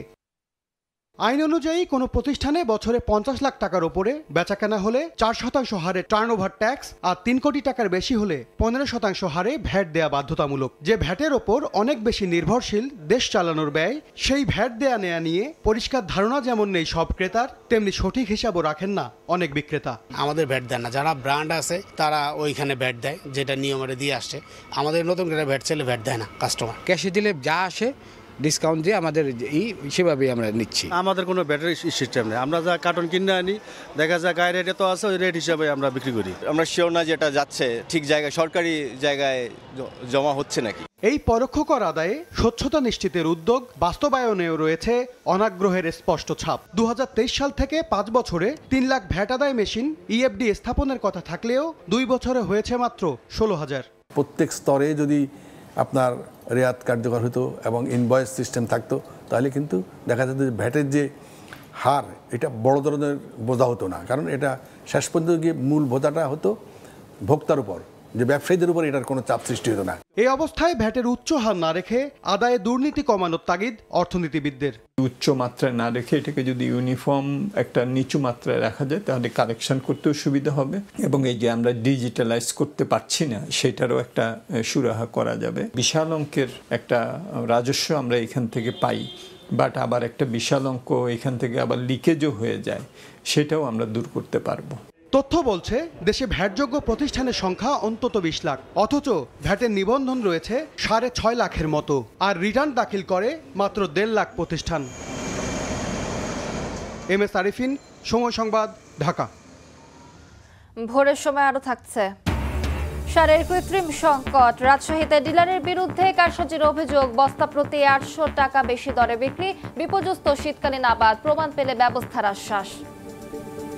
কাঙ্ক্ষিত হারে ট্যারিফ আদায়ে ব্যর্থ হয়ে আগামীকাল বৃহস্পতিবার থেকে রফতানি পণ্যের পাশাপাশি খালি কন্টেইনার হ্যান্ডলিংয়ে অনির্দিষ্টকালের ধর্মঘট শুরু করতে যাচ্ছে 21টি বেসরকারি অফটক। লিখিত ঘোষণা না দিলেও রফতানি পণ্য এবং কন্টেইনার না পাঠাতে শিপিং লাইনগুলোকে মৌখিকভাবে জানিয়ে দিয়েছে অফটকগুলো। আর এতে দেশের আমদানি রফতানি খাত মারাত্মক বিপর্যয়ের কবলে পড়ার শঙ্কা করছেন ব্যবসায়ীরা। সাক্ষাৎ টিপুর ক্যামেরায় বিস্তারিত জানাচ্ছেন কমল দে। উচ্চ আদালতের নির্দেশে ইতিমধ্যে স্থগিত হয়ে গেছে বেসরকারি অফডকগুলোর ট্যারিফ বাড়ানোর সমস্ত পরিকল্পনা। বন্দরের পাশাপাশি নৌ পরিবহন মন্ত্রণালয়ও চেষ্টায় ছিল নতুন ট্যারিফ নিয়ে ব্যবসায়ী সংগঠনগুলোর সঙ্গে অফডক মালিকদের সংগঠন বিগডার সমঝোতার, কিন্তু সমঝোতা বেচতে যাওয়ায় দ্বারস্থ হয় আদালতের, আর সেখান থেকেই স্থগিত হয়ে যায় বাড়তি ট্যারিফ আদায়ের সিদ্ধান্ত। সরাসরি ট্যারিফ বাড়াতে ব্যর্থ হয়ে এবার ভিন্ন কৌশল নিয়েছে অফডক মালিকেরা। বেসরকারি অফডকগুলো রপ্তানি পণ্য এবং পণ্যবাহী কন্টেনার এবং খালি কন্টেনার হ্যান্ডলিংয়ের ক্ষেত্রে তাদের যে খরচ, সেই খরচ তাদের রেভিনিউ থেকে পোষাতে পারছে না। এ কারণে ডিপোগুলো ডিসেম্বর মাসের 11 তারিখ 6টা থেকে সকল ধরনের রপ্তানি পণ্য এবং খালি কন্টেনার হ্যান্ডলিং কার্যক্রম স্থগিত রাখার সিদ্ধান্ত নিয়েছে। Container stuffing, ground red, lift on, lift of, documentation এবং বন্দর থেকে অফডকগামী যানবাহনের পরিবহন চার্জ সর্বনিম্ন 300 থেকে সর্বোচ্চ 6000 টাকা পর্যন্ত বাড়ানোর সিদ্ধান্ত জানিয়ে দিয়েছিল বিগডা। অফডকগুলো একটা ভাইটাল একটা রোল প্লে করে শিপিংয়ের ক্ষেত্রে, তো তাদেরকে তাদের অ্যাক্টিভিটিগুলো যদি ফ্রিজ হয়ে যায়, ডেফিনেটলি আমাদের পুরো অর্থনীতি, পুরো বন্দরের কার্যক্রম সব কিছুই কিন্তু ক্ষতিগ্রস্ত হবে। মূলত বন্দরের উপর চাপ কমাতে 1996 সাল থেকে যাত্রা শুরু হয়েছিল বেসরকারি অফডকের। প্রথম পর্যায়ে খালি কন্টেনার, দ্বিতীয় পর্যায়ে রফতানি এবং সবশেষ 7 দফায় 65 ধরনের পণ্য ডেলিভারি দেওয়ার অনুমতিও পেয়েছে তারা। আগামীকাল বৃহস্পতিবার ভোর 6টা থেকে রফতানি এবং খালি কন্টেনার হ্যান্ডেলিং অনির্দিষ্টকালের জন্য বন্ধ রাখবে 21টি বেসরকারি অফডক। বিদেশে পণ্য রপ্তানির আগে জাহাজীকরণ সম্পন্ন হয় অফডকগুলোতে। এসব রপ্তানি পণ্যের সিংহভাগেই তৈরি পোশাক। শিপমেন্ট সব হোল্ড হয়ে যাবে, একদিনের যে ব্যাকলট এটা টানতে 10 দিনও শেষ করা যাবে না। সো আমি চাচ্ছি একটা দ্রুত সমাধান, সরকারের সাথে ওদের সাথে বসে কীভাবে করে এটা সমাধান করা যায়। আমার ইমিডিয়েট সমাধানটা খুবই দরকার। প্রতিদিন 900 আমদানি কন্টেনার ছাড়াও 2700 রপ্তানি এবং 1200 খালি কন্টেনার হ্যান্ডেলিং করছে 21টি বেসরকারি অফডক। মৌখিকভাবে আমাদেরকে বলা হচ্ছে যে 11 তারিখ থেকে তারা পণ্যগুলো নেবেন না। তাহলে এটা এক ধরনের তো চাপ, অবশ্যই চাপ, এবং এক ধরনের চাপ শুধু না, এটাকে এক ধরনের আমাদের জিম্মি করার অবস্থার মধ্যে আমরা পড়ে যাচ্ছি। আমরা কিন্তু বারবার বলছি আদালতে যে মামলা হয়েছে, স্থগিত হয়েছে, এটি শেষ কথা নয়। আমরা যদি সব পক্ষে বসে যদি একটা উইন উইন একটা পজিশনে নিয়ে আসতে পারি, তাহলে আদালতের বিষয়টা কিন্তু আমরা নিজেরা বসে আবার এটা সমাধান করতে পারি। সবশেষ 2021 সালে তেলের মূল্য বেড়ে যাওয়ার অজুহাতে 23% হারে ট্যারিফ বাড়িয়েছিল বিগডা। কমল দে, সময় সংবাদ, চট্টগ্রাম। সারের কৃত্রিম সংকট তৈরি করে ডিলাররা সাব ডিলারের মাধ্যমে কৃষকদের কাছে সার বিক্রি করছেন 300 থেকে 800 টাকা পর্যন্ত বেশি দামে। এতে শীতকালীন সবজির আবাদ নিয়ে বিপাকে পড়েছেন কৃষক। ডিলারদের কেউ কেউ অভিযোগ অস্বীকার করলেও সুনির্দিষ্ট অভিযোগ পেলে ব্যবস্থা নেয়ার কথা জানান কৃষি কর্মকর্তারা। হাবিবুর রহমান পাপ্পুর ছবিতে সাইফুর রহমান রকির রিপোর্ট। শত শত আলুর বীজের বস্তা পড়ে আছে মাঠে। সার সংকটের কারণে জমিতে বীজ বপন করতে পারছেন না কৃষক। একই অবস্থা অন্য ফসলেরও। রাজশাহীতে শীতকালীন সবজি চাষে সময়মতো সার না পাওয়ায় কাঙ্ক্ষিত ফলন নিয়ে চিন্তিত চাষিরা। গোডাউনে পর্যাপ্ত মজুদ থাকার পরও সরকারের বেঁধে দেয়া দামে সার দিতে গড়িমসি করছেন ডিলাররা। কৃষকের অভিযোগ, সিন্ডিকেট করে ডিলাররা সাব ডিলারের কাছে বেশি দামে সার বিক্রি করে দিচ্ছেন। এ সুযোগে সাব ডিলাররা সব প্রকার সারের 50 কেজির প্রতি বস্তায় 300 থেকে 800 টাকা পর্যন্ত বেশি দাম নিচ্ছে। সরকারের যে দাম তার চেয়ে 200-300 টাকা 400 টাকা পর্যন্ত বেশি দিয়ে বিক্রি করছে ডিএপি, টিএসপি, আর পটাশটা একটু কম বিক্রি করছে। যেগুলো ডবল দামে কিনতে হচ্ছে, সরকারে যেটা দিচ্ছে ওটা কেউ পাইছে, কেউ পাইছে না। আমরা বাইরে থেকে কিনেছি, ডিলার তো দেয়নি, পাইনি তো আমরা। ডিএপিতে নিচ্ছে 1200 টাকা, ফসফেট 1900 টাকা, আর ডিএপি আপনার 1800 টাকা বস্তা। ডিলারের ঘরে সার পাওয়া যাচ্ছে না। এমন অভিযোগের বিষয়ে জানতে চাইলে ডিলারদের কেউ কেউ অভিযোগ অস্বীকার করলেও অনেকে ক্যামেরার সামনে কথা বলতে রাজি হননি। তবে আমরা প্রত্যেককে দিচ্ছি, এখানে সে যাদের যতগুলো কৃষক আপনি আনবেন যে হিসাবে দিচ্ছি কেউ অস্বীকার করতে পারবে না। আমাদের সংকট কিছুই না, ওই হিসাবে আমাদের কোনো সংকট নেই। সারের কোনো সংকট নেই জানিয়ে কৃষকদের কাছ থেকে সারের দাম বেশি নেয়ার সুনির্দিষ্ট অভিযোগ পেলে ডিলারের বিরুদ্ধে ব্যবস্থা নেওয়া হবে বলে জানান কৃষি কর্মকর্তা। বিষয়ে আমাদের জেলা পর্যায়ে এখন আমরা কোনো অভিযোগ পাইনি। যদি এ ধরনের অভিযোগ পাওয়া যায় সে সংশ্লিষ্ট ডিলারের বিরুদ্ধে অবশ্যই আমরা ব্যবস্থা গ্রহণ করব। এই মৌসুমে আমাদের রাজশাহী জেলাতে সারের কোনো ধরনের সংকট নেই। জেলার 2টি গুদামের মধ্যে বাফার গুদামে ইউরিয়া সার মজুদ আছে 9000 মেট্রিক টন, আর বিএডিসির গুদামে TSP 217 metric ton, DAP 1465 metric ton এবং এমওপি 3672 মেট্রিক টন মজুদ রয়েছে। জেলায় মোট সারের ডিলার রয়েছেন 220 জন। সাইফুর রহমান রকি, সময় সংবাদ, রাজশাহী। বগুড়ার সারিয়াকান্দিতে যমুনা নদীর 2 কিলোমিটার এলাকা জুড়ে ভাঙন দেখা দিয়েছে। বিভিন্ন সময়ে নদীতে জিও ব্যাগ ফেলা হলেও ভাঙন ঠেকানো যাচ্ছে না। স্থানীয়দের অভিযোগ, প্রতি বছর বিভিন্ন উদ্যোগ নেওয়া হলেও কার্যকর কোনো সমাধান মিলছে না। শাহাদুল ইসলামের ছবিতে আব্দুল আওয়ালের রিপোর্ট। ভাঙছে নদীর তীর, বিলীন হচ্ছে ফসলি জমি। আতঙ্কের তীর থেকে বসতবাড়ি স্থানান্তর করছেন বাসিন্দারা। শুষ্ক মৌসুমে ভাঙন শুরু হয়েছে বগুড়া সারিয়াকান্দি উপজেলার কাজলা ইউনিয়নের 2 কিলোমিটার এলাকা জুড়ে। এরই মধ্যে বিলীন হয়েছে বেশ কিছু বাড়িঘর ও 150 বিঘা ফসলি জমি। হুমকিতে আছে অন্তত 350 বাড়িঘর। এলাকাবাসী বলছেন 2023 সালে পানি উন্নয়ন বোর্ড 15 লাখ টাকা ব্যয়ে জিও ব্যাগ ফেললেও কোনো কাজে আসছে না। এতে আতঙ্কে দিন কাটছে তাদের। মনে হয় যে ভাঙে সুইচে নিয়ে যায় নদী। আমাদের খালি আশাই দিতে আছে, আঙ্গের এখন ভেঙে যাইতে যাইতে মনে করেন যে বাড়ি ঘর ভেঙে যাচ্ছে, আঙ্গের কোনো কিছু জায়গা নাই যে আমরা বাড়ি ঘর ভেঙে নিয়ে যাও অনেক আর খান্তি বাড়ি করমু। সলফল নিয়ে করে কিনা খাওয়া নাকছি, নদী ধরছে বাড়ি আনে খাস আমরা এড়ে আভিত্তি যুদ্ধ জমিন যাওয়া অনেক জায়গা। কিন্তু যদি এটা পদক্ষেপ না নেওয়া, হয়তো আজকে একটা ঘর ভাঙলাম, কালকে হয়তো আরো মনে করেন যে 300-400 পরিবার আমরা এখান থেকে উধাও হয়ে চলে যাব। প্রাথমিকভাবে 340 মিটার এলাকায় জিও টিও ব্যাগ ফেলে জরুরি প্রতিরোধমূলক কাজ শুরুর আশ্বাস পানি উন্নয়ন বোর্ডের। এর আগেও ভাঙন পরিলক্ষিত হওয়ার পর আমরা ব্যবস্থা নিয়েছিলাম, জিও ব্যাগ ডাম্পিং এর মাধ্যমে ভাঙন প্রতিরোধ করা হয়েছিল। এবারও আমরা জিও ব্যাগের মাধ্যমে ভাঙন প্রতিরোধের লক্ষ্যে একটি প্রস্তাবনা আমাদের ঊর্ধ্বতন কর্তৃপক্ষ বরাবর পাঠিয়েছি। প্রস্তাবনাটি অনুমোদন হলেই খুব সহজেই আমরা সেখানে ভাঙন প্রতিরোধে কার্যকর ব্যবস্থা গ্রহণ করতে পারব। বগুড়া সারিয়াকান্দির মানিকদাই চরঘাগোয়া ও সনপচাচরে নদী ভাঙন রোধে 2700 মিটার স্থায়ী তীররক্ষা নির্মাণে 47 কোটি টাকার ডিপিপি প্রস্তাবনা প্রস্তুত করেছে পানি উন্নয়ন বোর্ড। আব্দুল আউয়াল, সময় সংবাদ, বগুড়া। সেতু নির্মাণ হলেও হয়নি সংযোগ সড়কের কাজ। নওগাঁর বান্দা উপজেলার শঙ্করপুর বিলের পাকা সেতু কোনো কাজেই আসছে না স্থানীয়দের। এদিকে প্রকল্পের মেয়াদ শেষ হলেও নির্মাণ শেষ না হওয়ায় ক্ষুব্ধ তারা। তবে আগামী বছরের মধ্যেই পুরো প্রকল্প শেষ করার আশ্বাস কর্তৃপক্ষের। রকিবুল ইসলামের ছবিতে এমআর রকি রিপোর্ট। বিলের মাঝে নির্মাণ করা হয়েছে পাকা সেতু, তবে নেই সংযোগ সড়ক। নওগাঁর মান্দা উপজেলার শঙ্করপুর বিলে নির্মিত এ সেতু স্থানীয়দের কোনো কাজে আসছে না। সমতল থেকে প্রায় 20 ফুট উঁচু সেতুর দুপাশে বিস্তৃত বিল। বর্ষাকালে দুই পারের মানুষের একমাত্র ভরসা নৌকা। স্থানীয়দের দুর্ভোগ দূর করতে 2022 সালে ফেব্রুয়ারিতে শুরু হয় সড়ক ও সেতু নির্মাণ প্রকল্প। 2024 সালে এই প্রকল্পের কাজ শেষ হওয়ার কথা।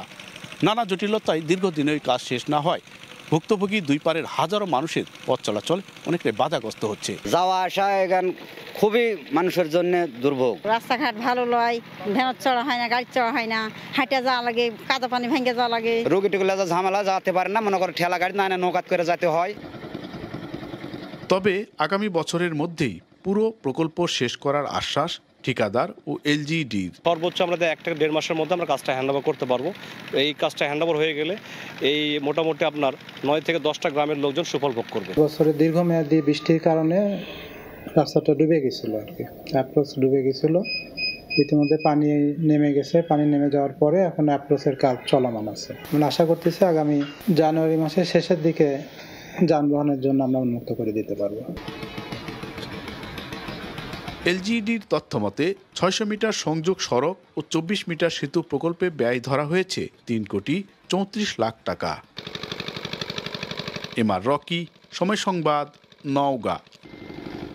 54তম মহান বিজয় দিবস উপলক্ষে সাভার জাতীয় স্মৃতিসৌধের সব প্রস্তুতি সম্পন্ন হয়েছে। এই মুহূর্তে স্মৃতিসৌধ চত্বরে আছেন সহকর্মী মুজাফফর হোসাইন জয়। সরাসরি যাচ্ছি তার কাছে। সাভার জাতীয় স্মৃতিসৌধ মহান 54তম বিজয় দিবস উপলক্ষে ইতিমধ্যেই 1 মাসের দীর্ঘ প্রস্তুতির পর প্রস্তুত হয়েছে সাভার জাতীয় স্মৃতিসৌধ। গণপূর্ত অধিদপ্তরের পক্ষ থেকে জানানো হয়েছে যে মহান বিজয় দিবস উপলক্ষে সাভারের জাতীয় স্মৃতিসৌধে যে 84 একর যে জায়গা রয়েছে বা চত্বর রয়েছে, সেই 84 একর চত্বরকে যে হেরিং বন্ডের পথ রয়েছে, একই সাথে বিভিন্ন সিঁড়ি রয়েছে, সেগুলো লাল সাদা আভায় সজ্জিত করা হয়েছে। একই সাথে এখানে যে মালিরা রয়েছে তারা দীর্ঘ 1 মাস ব্যাপী বিভিন্ন ফুলের পরিচর্যা করে হলুদ, লাল, গাঁদা এবং গোলাপ ফুলে সজ্জিত করেছে পুরো জাতীয় স্মৃতিসৌধ চত্বর। ইতিমধ্যে আমরা দেখেছি যে শহীদ মিনারের যে পাদদেশে রয়েছে, শহীদ বেদি রয়েছে, সেখানেও কিন্তু আপনার সজ্জিত করা হয়েছে। একই সাথে যে লেক রয়েছে সেই লেক পরিষ্কার করা হয়েছে এবং সাভারের জাতীয় স্মৃতিসৌধ চত্বরকে একদম পরিপূর্ণ শ্রদ্ধা জানাতে সম্পূর্ণ প্রস্তুত করে রাখা হয়েছে। স্থাপন করা হয়েছে সিসিটিভি ক্যামেরা। নিরাপত্তা জোরদার করতে গোয়েন্দা সংস্থা ইতিমধ্যে কাজ শুরু করেছেন। জানিয়ে রাখতে চাই, সাভারের জাতীয় স্মৃতিসৌধে দীর্ঘ 1 মাস ব্যাপী যে পরিষ্কার পরিচ্ছন্নতা এবং বিভিন্ন সজ্জার কাজ চলেছে, সেখানে কিন্তু প্রবেশাধিকার নিষিদ্ধ ছিল সাধারণ দর্শনার্থীদের। জাতীয় স্মৃতিসৌধ দীর্ঘ 1 মাস বন্ধ রাখা হয়েছিল সম্পূর্ণরূপে নিরাপত্তা এবং পরিচ্ছন্নতার কাজের জন্য। গণপূর্ত অধিদপ্তর বলেছে যে এখন শেষ মুহূর্তের প্রস্তুতি চলছে এবং যে সামান্য ত্রুটি বিদ্যুৎ রয়েছে সেগুলো তারা ঝালাই করে নিচ্ছেন এবং একই সাথে যে সমস্যাগুলো রয়েছে সেগুলো তারা দেখে নিচ্ছেন। তো আমরা দেখেছি যে ইতিমধ্যে কিন্তু 3 বাহিনীর যে সদস্যরা রয়েছেন চৌকুশ দল, তারা কিন্তু প্যারেড এবং বিউগেলের সুরে তাদের যে শেষ আনুষ্ঠানিকতা ঝালাই করে নিচ্ছেন। একই সাথে কিন্তু সাভারের জাতীয় স্মৃতিসৌধে কিন্তু আমরা দেখেছি যে বিশেষ করে মোটরসাইকেল মহারাজ সহ সেনাবাহিনীর যে বিশেষ করে রাষ্ট্রীয় প্রধানদের যে গার্ড অফ অনার প্রদান করবেন সেই বিষয়গুলো তারা ঝালিয়ে নিচ্ছেন। আর সাভারের জাতীয় স্মৃতিসৌধ মূলত 84 একর জমির উপরে অবস্থিত এবং এখানে সবুজ বৃক্ষরাজি ছাড়াও আপনার বিভিন্ন ফুলে ফুলে সজ্জিত করা হয়েছে সৌধ চত্বর। একই সাথে কিন্তু যে শহীদ মিনারের যে 60টি স্তম্ভ রয়েছে সেই 60টি স্তম্ভ কিন্তু ঘষে মুজে ইতিমধ্যে পরিষ্কার পরিচ্ছন্ন করে ফেলা হয়েছে এবং সাদা শুভ্র ধূসর সাদা জাতীয় স্মৃতিসৌধটি ইতিমধ্যে কিন্তু সুন্দরভাবে মহানভাবে সুউচ্চে দাঁড়িয়ে রয়েছে। একই সাথে কিন্তু এখানকার যারা পরিষ্কার পরিচ্ছন্নতা কর্মী রয়েছেন তারা সৌধের যে সৌন্দর্য রয়েছে সেই সৌন্দর্য বর্ধনে কিন্তু ইতিমধ্যে কাজ করে যাচ্ছেন। বিশেষ করে গাছপালা ডাল ছেটে এবং ফুলের টব লাগিয়ে কিন্তু সৌধ চত্বরকে সত্যিকার অর্থে মহান বিজয় দিবসের যে ভাব গাম্ভীর্য সেটি ফুটিয়ে তোলা হয়েছে। সাভারের জাতীয় স্মৃতিসৌধে মহান 54তম বিজয় দিবস উপলক্ষে কিন্তু 16 ডিসেম্বর সকাল থেকেই মানুষের ঢল নামবে। সাভারের জাতীয় স্মৃতিসৌধ থেকে আমার কাছে মহান বিজয় দিবসের প্রস্তুতি সম্পর্কে এই ছিল সর্বশেষ তথ্য। সরাসরি যুক্ত ছিলাম সাভারে। বর্ষার পানি নামলেও চলে যায়নি কচুরিপানা। এ কারণে কচুরিপানা জমে আছে চলনবিলের নাটোরের সিংড়া ও নলডাঙ্গা উপজেলার প্রায় 20,000 হেক্টর জমিতে, যা পরিষ্কার করতে প্রতি বিঘায় কৃষককে খরচ করতে হচ্ছে বাড়তি 6 থেকে 7,000 টাকা। এতে বোরো ধান উৎপাদন খরচ বেড়ে যাওয়ার আশঙ্কা চাষিদের। কৃষি বিভাগ বলছে চলন বিলের পানি নিষ্কাশন ব্যাহত হওয়ায় এমন অবস্থা সৃষ্টি হয়েছে। আর পানি উন্নয়ন বোর্ড বলছে বিল উন্নয়নে করণীয় ঠিক করতে সমীক্ষা চলমান। আল মামুনের পাঠানো তথ্য ও রকুনুজ্জামানের ছবি নিয়ে রিপোর্ট। চলন বিলের নাটোরের সিংড়া ও নলডাঙ্গা উপজেলায় প্রায় 20,000 হেক্টর জমিতে জমে আছে কচুরিপানা। বোরো ধানের জন্য জমি প্রস্তুত করতে কচুরিপানা সরাতে ব্যস্ত কৃষক শ্রমিক। প্রতি বছর বর্ষায় চলন বিলে কচুরিপানা জমা হলেও চলতি বছর আগের চেয়ে অনেক বেশি পরিমাণ এসেছে বলে জানান এলাকাবাসী। কৃষকরা বলছেন প্রতি বিঘা জমির কচুরিপানা অপসারণ করতে দিনে 8 থেকে 10 জন শ্রমিকের মজুরি বাবদ অতিরিক্ত ব্যয় হচ্ছে 6 থেকে 7,000 টাকা। জমি প্রস্তুতের আগে অতিরিক্ত খরচের কারণে বোরো ধানের উৎপাদন খরচ বেড়ে যাওয়ার আশঙ্কা তাদের। সাফ করতে বিঘাকে 6,000 টাকা করে লাগছে। প্রত্যেকটা বছর আমাদের চলন মিলের কৃষকেরা এইভাবে ক্ষতিগ্রস্ত হচ্ছে। এই যে পানি শেষ এর দা লাগে 2,500, তাহলে কামলার 10 কেজি করে ধান দিলে কি থাকে, কিছু থাকবে কৃষকের? আমাদের কোনো সহযোগিতা যদি সরকার থেকে করে তাহলে কৃষক বাঁচবি। কৃষি বিভাগ বলছে চলন বিলের পানি নিষ্কাশন ব্যাহত হওয়ায় এমন অবস্থার সৃষ্টি হয়েছে। তবে নিজ খরচেই পানি পরিষ্কারের পরামর্শ সংশ্লিষ্ট কর্মকর্তার। আর পানি উন্নয়ন বোর্ড বলছে বিল উন্নয়নে করণীয় ঠিক করতে সমীক্ষা চলমান। চলন বিলের পানি প্রবাহ বাধাপ্রাপ্ত হওয়ার কারণেই কিন্তু এই কচুরিপানাগুলো আটকা পড়েছে। যদি এই পানি প্রবাহটা সঠিকভাবে থাকতো তাহলে কিন্তু এই কচুরিপানাগুলো এখানে কৃষকের জমিতে ভোগান্তির কারণ হতো না। বাংলাদেশ হাওর ও জলাভূমি উন্নয়ন অধিদপ্তর কর্তৃক একটি সমীক্ষা কাজ চলমান রয়েছে। উক্ত সমীক্ষা কাজ বাস্তবায়ন শেষে যে সুপারিশগুলো আসবে সেই সুপারিশের ভিত্তিতে কাজ বাস্তবায়ন করা হবে। কৃষি বিভাগের তথ্য মতে আগামী মৌসুমে নাটোরের সিংড়া ও নলডাঙ্গা উপজেলায় 45,000 হেক্টর জমিতে বোরো ধান আবাদের লক্ষ্যমাত্রা নির্ধারণ করা হয়েছে।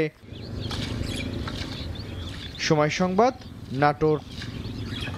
ঝিনাইদহে মহাসড়কের পাশের 3 কিলোমিটার এলাকার অবৈধ স্থাপনা উচ্ছেদ করা হয়েছে। মঙ্গলবার সকালে শহরের চুয়াডাঙ্গা বাস স্ট্যান্ড এলাকায় এই অভিযান চালানো হয়। জনভোগান্তি দূর ও পরিচ্ছন্ন জেলা গড়তে এই অভিযান অব্যাহত থাকবে বলে জানান জেলা প্রশাসক।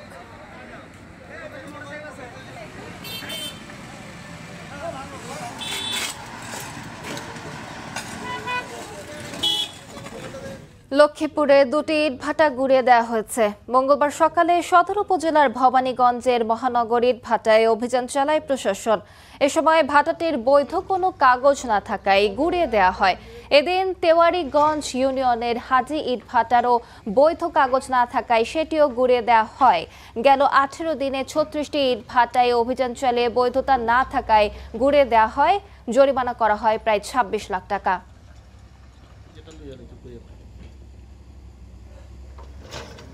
পরবর্তী সংবাদগুলো জানাতে সঙ্গে আছি আমি রাইসা জান্নাত। যারা ধর্মকে বিকৃত করে ভোট চায় তাদের থেকে সাবধানে থাকার পরামর্শ দিয়েছেন বিএনপির স্থায়ী কমিটির সদস্য মির্জা আব্বাস। মঙ্গলবার সন্ধ্যায় ইস্কাটন গার্ডেন নাগরিক সমাজের আয়োজনে বেগম খালেদা জিয়ার রোগমুক্তি ও সুস্থতা কামনায় দোয়া মাহফিল ও মতবিনিময় সভায় প্রধান অতিথির বক্তব্যে তিনি এই পরামর্শ দেন। বলেন, ৭১-এ যারা বাংলাদেশের বিরোধিতা করেছে তাদের হাতে দেশ জাতি নিরাপদ নয়। এই দেশে ধর্মকে যারা বিকৃত করে ভোট পেতে চায় তাদের কাছ থেকে সাবধান থাকবেন। আমাকে পছন্দ না হয় অন্য একজন ধর্মপ্রাণকে মুসলমানকে আপনারা ভোট দেন। রংপুরে বেগম রোকেয়া বিশ্ববিদ্যালয়ের ছাত্র সংসদ ও হল শিক্ষার্থী সংসদ নির্বাচনে ছাত্র শিবির সমর্থিত প্যানেল ঘোষণা করা হয়েছে। মঙ্গলবার দুপুরে বিশ্ববিদ্যালয়ের মিডিয়া চত্বরে সংবাদ সম্মেলন করে বেরোবি শিক্ষার্থী পরিষদ ঘোষণা করেন বিশ্ববিদ্যালয়ের ছাত্র শিবিরের সভাপতি মোহাম্মদ সুমন সরকার ও সাধারণ সম্পাদক আব্দুর রাকিব মুরাদ। ভিপি পদে প্রতিদ্বন্দ্বিতা করবেন আহমাদুল হক আলবির, জিএস পদে মেহেদি হাসান ও এজিএস পদের প্রার্থী বায়েজিদ শিকদার। এ সময় কেন্দ্রীয় ছাত্র সংসদে 13 সদস্যের প্যানেল এবং 3টি হল শিক্ষার্থী সংসদে 9 জন করে প্রার্থীর নাম ঘোষণা করা হয়।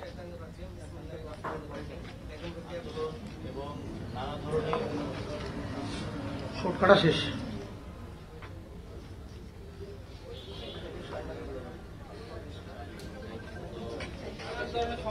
তো আমরা ইনশাআল্লাহ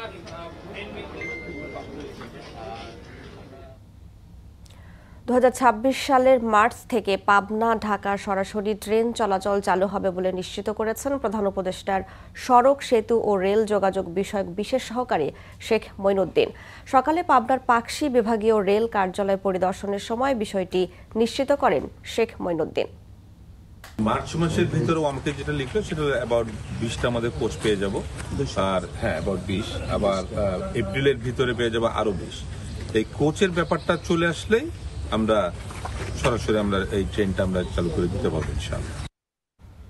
রাজধানীতে কতগুলো উচ্চ ভবন 6 মাত্রার ভূমিকম্প সহ্য করতে পারবে বেশিরভাগ ভবন মালিক ও বসবাসকারী তা জানেন না বলে মন্তব্য করেছেন পরিবেশ উপদেষ্টা সৈয়দা রিজওয়ানা হাসান।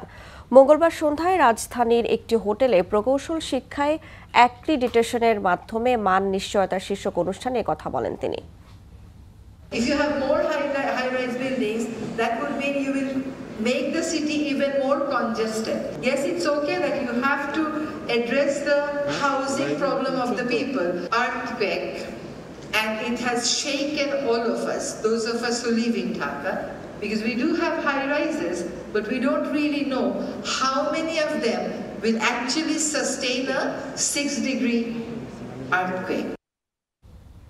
সদস্য, কর্মকর্তা, কর্মচারী এবং তাদের পরিবারের সদস্যদের জন্য উন্নত স্বাস্থ্যসেবা নিশ্চিতে আরও 4টি হাসপাতালের সঙ্গে সমঝোতার স্মারক সই করেছে বিজিএমইএ। এর মাধ্যমে বিজিএমইএ বিশেষ স্বাস্থ্যসেবা সুবিধার পরিধি আরও বৃদ্ধি পেল। মঙ্গলবার রাজধানীর উত্তরায় বিজিএমইএ সভাকক্ষে 4টি হাসপাতালের প্রতিনিধিরা ও বিজিএমইএর ভারপ্রাপ্ত সভাপতি সেলিম রহমান চুক্তিতে সই করেন। বিজিএমইএ স্বাস্থ্যসেবার সঙ্গে যুক্ত হওয়া 4টি হাসপাতাল হল ঢাকা ইম্পেরিয়াল হাসপাতাল, ইবনে সিনা ট্রাস্ট, শিপ ইন্টারন্যাশনাল হসপিটাল ও ইয়র্ক হসপিটাল লিমিটেড। এর আগে একই চুক্তি হয় 10টি হাসপাতালের সঙ্গে। আগের 2টি হাসপাতালের পাশাপাশি ঢাকার গাজীপুরে আরও একটি হাসপাতাল নির্মাণের উদ্যোগ নিয়েছে বিজিএমইএ।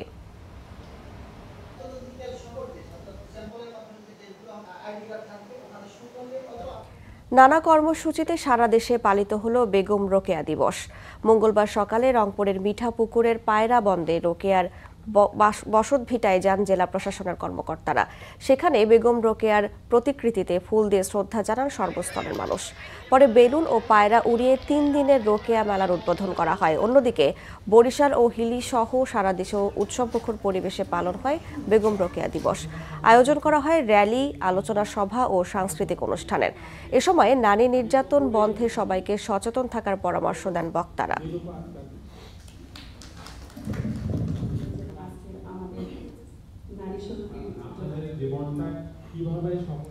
দুর্নীতির বিরুদ্ধে তারুণ্যের একতা, গর্ব, আগামী শুদ্ধতা এ প্রতিপাদ্যকে সামনে রেখে ব্রাহ্মণবাড়িয়া, ময়মনসিংহ, নেত্রকোনা সহ দেশের বিভিন্ন স্থানে দুর্নীতি বিরোধী দিবস উপলক্ষে মানববন্ধন ও আলোচনা সভা অনুষ্ঠিত হয়েছে। মঙ্গলবার সকালে নিজ নিজ জেলায় জাতীয় পতাকা উত্তোলন ও বেলুন উড়িয়ে দিবসটির উদ্বোধন করেন জেলা প্রশাসকরা। পরে মানববন্ধন ও আলোচনা সভা অনুষ্ঠিত হয়।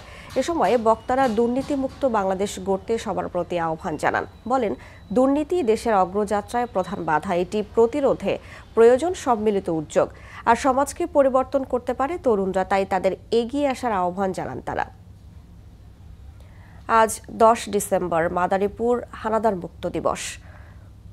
1971 সালের 9 ডিসেম্বর পাক বাহিনী মাদারীপুর ছাড়ার খবর পেয়ে মুক্তিযোদ্ধারা ঘটকচর থেকে সমাদ্দার ব্রিজ পর্যন্ত অবস্থান নেন।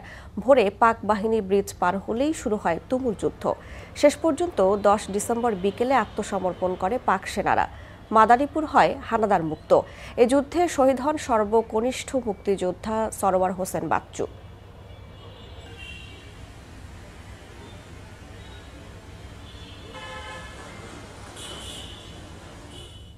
রাজধানীর পূর্বাচলে ডিমবাহী একটি পিকআপ ভ্যানকে প্রাইভেট কার ধাক্কা দেয়। এতে ঘটনাস্থলে গাড়ি দুটি উল্টে গেলেও কোনো হতাহতের ঘটনা ঘটেনি। মঙ্গলবার রাত 12টার দিকে পূর্বাচল সড়কের বসুন্ধরা আবাসিক সংলগ্ন এলাকায় দুর্ঘটনাটি ঘটে। পুলিশ জানায়, গাজীপুর থেকে ঢাকাগামী ডিমবাহী পিকআপকে ওভারটেক করার চেষ্টা করছিল দ্রুতগতির একটি প্রাইভেট কার। এ সময় নিয়ন্ত্রণ হারিয়ে পিকআপে ধাক্কা দিলে গাড়ি দুটি ঘটনাস্থলেই উল্টে যায়। এতে ক্ষতিগ্রস্ত হয় পিকআপ ভ্যানটি। বিমানে পাঠানোর প্রলোভন দেখিয়ে সাগর পথে মালয়েশিয়া পাচারের সময় টেকনাফ থেকে 7 জনকে উদ্ধার করেছে বিজিবি। আটক করা হয়েছে মানব পাচার চক্রের 2 সদস্যকে। টেকনাফের মেরিন ড্রাইভ সংলগ্ন মুন্ডার ডেইল ঘাট থেকে গভীর রাতে মানব পাচারের চেষ্টা আটকে দেয় বিজিবি। গোপন তথ্যের ভিত্তিতে অভিযান চালিয়ে ভুক্তভোগী বোঝাই ট্রলারের অবস্থান শনাক্ত করে থামানো হয় শিশু পার্ক এলাকায়। এ সময় 6 পুরুষ ও 1 নারী সহ 7 জনকে উদ্ধার এবং পাচার চক্রের সদস্য মোহাম্মদ আলমকে হাতে নাতে আটক করা হয়। বিমানে মালয়েশিয়ায় পাঠানোর নাম করে বেসিক্যালি তাদের সাথে প্রতারণা করা হয়েছে এবং পরবর্তীতে তাদেরকে জোরপূর্বক পাহাড়ে নিয়ে যাওয়া হয় অপহরণ করে, এবং সেখানে তাদেরকে অর্থের বিনিময়ে হস্তান্তর করা হয় এবং পরবর্তীতে পাহাড় থেকে তাদেরকে গভীর সাগর দিয়ে আমাদের পার্শ্ববর্তী দেশে পাঠানোর পরিকল্পনা ছিল। উদ্ধার হওয়া ভুক্তভোগীরা জানান, ভালো কাজে লোভ দেখিয়ে এনে পাচারকারীদের কাছে বিক্রি করা হয়। বিমান পথের কথা বললেও শেষ পর্যন্ত ট্রলারে তুলে সাগর পথে পাচারের চেষ্টা করা হয়। আমরা যখন না করছি আমাদেরকে অনেক মারধর করতে চাইছিল, ধমক দিছে, কইতেছে বেশি বাড়াবাড়ি করলে তাহলে ভোট দিয়ে ফেলাই দেবো। 1,20,000 টাকা আমি দিছিলাম মালয়েশিয়া যাওয়ার জন্য। মালয়েশিয়া যাওয়ার জন্য আমাকে ভিসা দিব বলছে, কোম্পানি থেকে ভিসা দিয়ে বলছে তোমাদেরকে ওই যে টুরিস্ট ভিসা দেওয়া হবে। বিজিবি জানায়, মালয়েশিয়ায় থাকা এক ব্যক্তির সহায়তায় সক্রিয় ছিল পাচার চক্র। সময় সংবাদ, কক্সবাজার। রংপুরে চোরাচালান প্রতিরোধ ও মানব পাচার রোধে সংবাদ সম্মেলন করেছে বিজিবি। মঙ্গলবার দুপুরে Dinajpur sector Kuthibari BGB Shaheed colonel Gulzar অডিটোরিয়ামে sector commander colonel Faisal Hasan Khan বলেন, 1668 কিলোমিটার সীমান্ত এলাকায় বিজিবি চোরাচালান রোধ, নারী ও শিশুসহ মানব পাচার প্রতিরোধ এবং আইন শৃঙ্খলা নিয়ন্ত্রণে বিজিবি কাজ করে যাচ্ছে। সীমান্তে যে কোনো ধরনের অবৈধ কর্মকাণ্ড দমনে বিজিবি সর্বদা প্রস্তুত।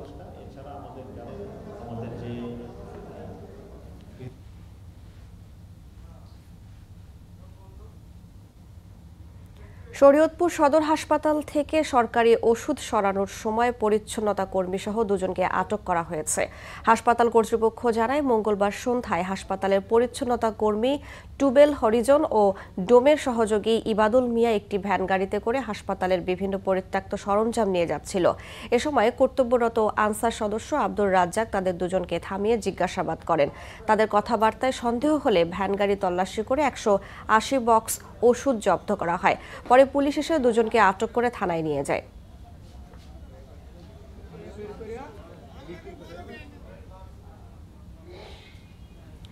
ভারতে 1 বছর 1 মাস কারাভোগের পর 6 বাংলাদেশি জেলেকে ফেরত দিয়েছে দেশটি।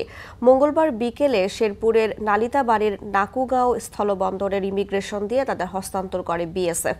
ফেরত আসা 6 বাংলাদেশি কুড়িগ্রামের চিলমারি উপজেলার বিভিন্ন গ্রামের বাসিন্দা।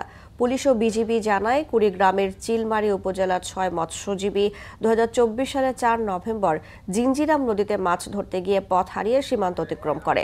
তাদের আটক করে বিএসএফ। দেশে ফেরা 6 বাংলাদেশিকে নিজ নিজ পরিবারের কাছে হস্তান্তর করেছে পুলিশ।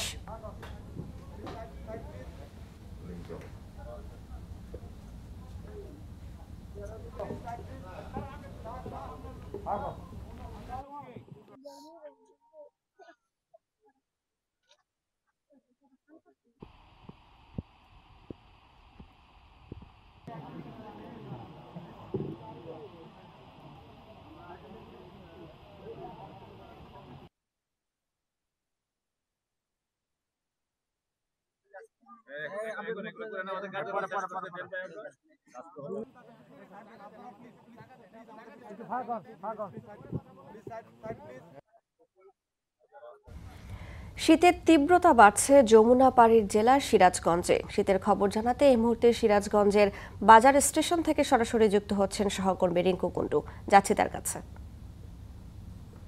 গত 2-3 দিন ধরে সিরাজগঞ্জে তীব্র ঠান্ডা অনুভূত হচ্ছে এবং এই ঠান্ডা আমরা দেখছি যে মধ্যরাত থেকে ভোর পর্যন্ত বা অনেকটা সকাল পর্যন্ত এবং বিকাল থেকে রাত পর্যন্ত কিন্তু ঠান্ডাটা অনুভব হচ্ছে এবং ঠান্ডার সাথে আমরা দেখছি হালকা যে ঠান্ডা বাতাস সেটি কিন্তু আসলে বইছে এবং এই ঠান্ডার জন্য সবচেয়ে বেশি আসলে দুর্ভোগে পড়েছে কর্মজীবী খেটে খাওয়া মানুষেরা। তারা যেটি বলছে যে তীব্র ঠান্ডা তাদের কাজ করতে ভোরের দিকে এবং সন্ধ্যার পরে কাজ করতে কিন্তু অনেকটা আসলে অসুবিধায় পড়তে হচ্ছে এবং এছাড়া ঠান্ডার কারণে ঠান্ডাজনিত বিভিন্ন রোগে আক্রান্ত হচ্ছে শিশুরা। আমরা সিরাজগঞ্জ 250 শয্যা বিশিষ্ট জেনারেল হাসপাতালে খবর নিচ্ছি, সেখানে যে ধারণ ক্ষমতা তার থেকে আসলে কয়েক গুণ শিশু ওয়ার্ডে রোগী বেশি রয়েছে এবং শিশু এবং বৃদ্ধরা কিন্তু আসলে ঠান্ডা জনিত বিভিন্ন রোগে আক্রান্ত বেশি হচ্ছে এবং চিকিৎসকরা যে বলছে যে ঠান্ডা জনিত যে সকল রোগ রয়েছে সেখানে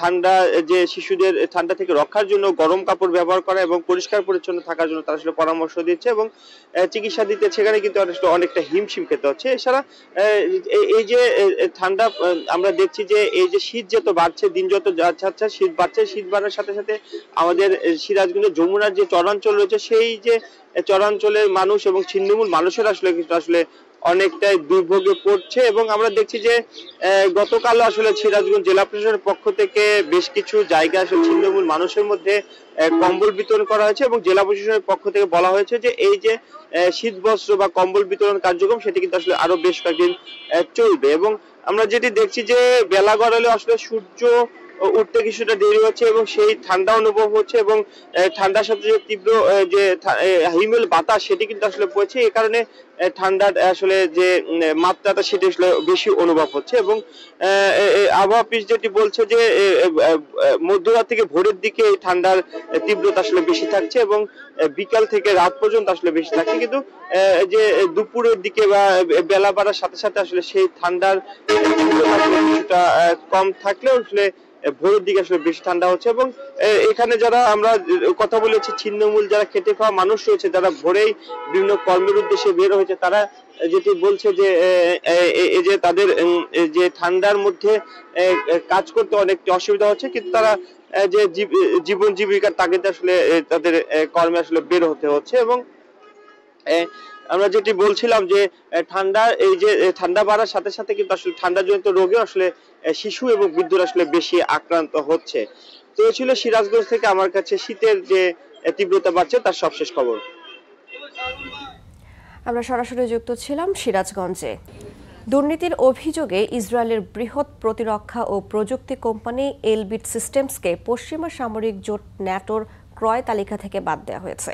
কোম্পানিটির বিরুদ্ধে জোটের সরবরাহ, রক্ষণাবেক্ষণ ও ক্রয় সংস্থা এনএসপি এর কর্মকর্তাদের ঘুষ দেওয়ার প্রমাণ মিলেছে। এ ঘটনায় এখনও তদন্ত চলছে। এ সময় কোম্পানির নতুন চুক্তিতে অংশগ্রহণও নিষিদ্ধ করা হয়েছে। নিরাপত্তা ও প্রতিরক্ষা সংক্রান্ত এই কেলেঙ্কারির জেরে যুক্তরাষ্ট্রসহ ইউরোপের বিভিন্ন দেশে এরই মধ্যে অনেককে গ্রেফতারও করা হয়েছে। ইসরায়েলের সবচেয়ে বড় প্রতিরক্ষা সংস্থা এলবিট সিস্টেমস গত দশকে পশ্চিমা সামরিক জোট ন্যাটোর সদস্য দেশগুলোকে কোটি কোটি ইউরোর গোলাবারুদ সরবরাহ করেছে কোম্পানিটি। গণমাধ্যমের তথ্য অনুযায়ী এলবিট কমপক্ষে 50 মিলিয়ন ইউরোর গোলাবারুদ জোটের মিত্র দেশগুলোর কাছে বিক্রি করেছে। এবার ন্যাটোর সরবরাহ, রক্ষণাবেক্ষণ ও ক্রয় সংস্থা এনএসপিএ এলবিট সিস্টেমসের সঙ্গে করা বিভিন্ন চুক্তি স্থগিত করেছে। এলবিটের বিরুদ্ধে মধ্যস্থতার মাধ্যমে সংস্থার কর্মকর্তাদের ঘুষ দেওয়ার প্রমাণ পাওয়া গেছে। তদন্ত প্রতিবেদনে উঠে এসেছে 60 বছর বয়সী ইতালীয় নাগরিক এলুয়াস ভিলি মধ্যস্থতাকারীর ভূমিকা পালন করতেন। এনএসপিএ এর কর্মকর্তাদের ঘুষ দিয়ে এলবিট সিস্টেমসের জন্য চুক্তি নিশ্চিত করেছিলেন তিনি। বেলজিয়ামের আদালত আন্তর্জাতিক গ্রেফতারি পরোয়ানা জারি করলেও সেপ্টেম্বর থেকে তিনি পলাতক। দুর্নীতির প্রমাণ মেলায় অন্তত 15টি চুক্তি স্থগিত করা হয়েছে। এর মধ্যে 13টি এলবিট সিস্টেমসের সঙ্গে। স্থগিত চুক্তিগুলোর মধ্যে রয়েছে হাউইটজারের গোলাবারুদ, মোবাইল রকেট আর্টিলারি সিস্টেম এবং প্রতিরক্ষা ব্যবস্থার গুরুত্বপূর্ণ সরঞ্জাম সরবরাহ চুক্তি। এলবিট ও তাদের সহ প্রতিষ্ঠান ওরিয়ন অ্যাডভান্সড সিস্টেমসকে লক্ষ্য করে নেওয়া এই সিদ্ধান্ত এমন এক সময় নেওয়া হলো যখন এনএসপিএ এর সাবেক কর্মীদের বিরুদ্ধে অভ্যন্তরীণ তথ্য ব্যবহার করে প্রতিরক্ষা কোম্পানিগুলোর জন্য লাভজনক চুক্তি আদায়ের অভিযোগ উঠেছে। এ ঘটনায় বেলজিয়াম ও লুক্সেমবার্গে এখনও তদন্ত চলছে। তদন্ত চলাকালীন ইসরায়েলি কোম্পানিটির নতুন চুক্তিতে অংশগ্রহণও নিষিদ্ধ করা হয়েছে। এই কেলেঙ্কারির জেরে ইউরোপের বিভিন্ন দেশে এরই মধ্যে অনেকে গ্রেফতারও করা হয়েছে। রাইসা জান্নাত, সময় সংবাদ। ভেনেজুয়েলায় খুব শিগগিরই প্রেসিডেন্ট নিকোলাস মাদুরোর শাসন শেষ হতে যাচ্ছে বলে হুঁশিয়ারি দিয়েছেন মার্কিন প্রেসিডেন্ট ডোনাল্ড ট্রাম্প। ভেনেজুয়েলায় মাদুরো ক্ষমতাচ্যুত হলে দেশটিতে কিভাবে পরিস্থিতি সামাল দেবে ওয়াশিংটন তা নিয়ে গোপনে প্রস্তুতি নিচ্ছে ট্রাম্প প্রশাসন বলে জানিয়েছে গণমাধ্যম সিএনএন। এদিকে ভেনেজুয়েলায় সন্দেহভাজন মাদকবাহী নৌকায় মার্কিন ডাবল ট্যাপ হামলার জেরে সমরমন্ত্রী পিট হেগসেথের বিরুদ্ধে ভ্রমণ বাজেট সীমিত করার প্রস্তাব এনেছে কংগ্রেস। দিনে দিনে উত্তপ্ত হচ্ছে যুক্তরাষ্ট্র ভেনেজুয়েলা পরিস্থিতি। ভেনেজুয়েলার সন্দেহভাজন মাদকবাহী নৌকায় মার্কিন হামলার পরই দেশটির প্রেসিডেন্ট নিকোলাস মাদুরো বারবার দাবি করেন যে ট্রাম্প প্রশাসন মূলত তাকে অপসারণের চেষ্টা চালাচ্ছে। মাদুরোর এমন অভিযোগের মধ্যে মার্কিন গণমাধ্যম পলিটিকোকে দেয়া সাক্ষাৎকারে প্রেসিডেন্ট ডোনাল্ড ট্রাম্প হুঁশিয়ারি দিয়ে বলেন, খুব শিগগিরই নিকোলাস মাদুরোর শাসন ব্যবস্থার অবসান হতে যাচ্ছে। ট্রাম্প জানান, মাদক পাচার রোধে ভেনেজুয়েলার বিরুদ্ধে নৌ হামলার মতো কার্যক্রম মেক্সিকো ও কলম্বিয়াতেও প্রয়োগ করা হতে পারে। সিএনএনের এক প্রতিবেদন অনুযায়ী ভেনেজুয়েলার প্রেসিডেন্ট নিকোলাস মাদুরো ক্ষমতাচ্যুত হলে দেশটিতে কিভাবে পরিস্থিতি সামাল দেবে ওয়াশিংটন তা নিয়ে গোপনে প্রস্তুতি নিচ্ছে ট্রাম্প প্রশাসন। এমনটি জানিয়েছে একাধিক জ্যেষ্ঠ প্রশাসনিক সূত্র। এই পরিকল্পনাগুলো হোয়াইট হাউসের ভেতরে সীমিত পরিসরে তৈরি করা হচ্ছে। সূত্রগুলো বলছে, যদি আলোচনার মাধ্যমে অথবা সামরিক চাপের মুখে মাদুরো ক্ষমতা ছাড়তে বাধ্য হন, তাহলে ক্ষমতার শূন্যতা তৈরি হলে যুক্তরাষ্ট্র কী ভূমিকা নেবে তা নিয়ে একাধিক বিকল্প পরিকল্পনা তৈরি করা হয়েছে। এদিকে মার্কিন কংগ্রেস ডোনাল্ড ট্রাম্পের ওপর ভেনেজুয়েলার নৌবহরে ডাবল ট্যাপ হামলার ভিডিও প্রকাশের জন্য চাপ বাড়াচ্ছে। পেন্টাগনের কাছে থাকা সংরক্ষিত ফুটেজ না দেখালে সমরমন্ত্রী পিট হেগসেথের ভ্রমণ বাজেট সীমিত করার হুমকি দিয়েছে কংগ্রেস। এতে 2026 সালের জন্য অফিসের ভ্রমণ তহবিলের সর্বোচ্চ 3/4 ব্যবহার করতে পারবেন হেগসেথ। এই ভিডিও প্রসঙ্গে সংবাদ সম্মেলনে প্রশ্ন করা হলে সাংবাদিকদের সঙ্গে খারাপ ব্যবহার করেন মার্কিন প্রেসিডেন্ট। তিনি এবিসির প্রতিবেদক রেচেল স্কটকে বিরক্তিকর বলে কটাক্ষ করেন। মালিহা সুহরওয়ার্দী, সময় সংবাদ। যুদ্ধক্ষেত্রে রাশিয়া ইউক্রেনের চেয়ে অনেক এগিয়ে আছে বলে জেলেনস্কির কড়া সমালোচনা করেছেন মার্কিন প্রেসিডেন্ট ডোনাল্ড ট্রাম্প।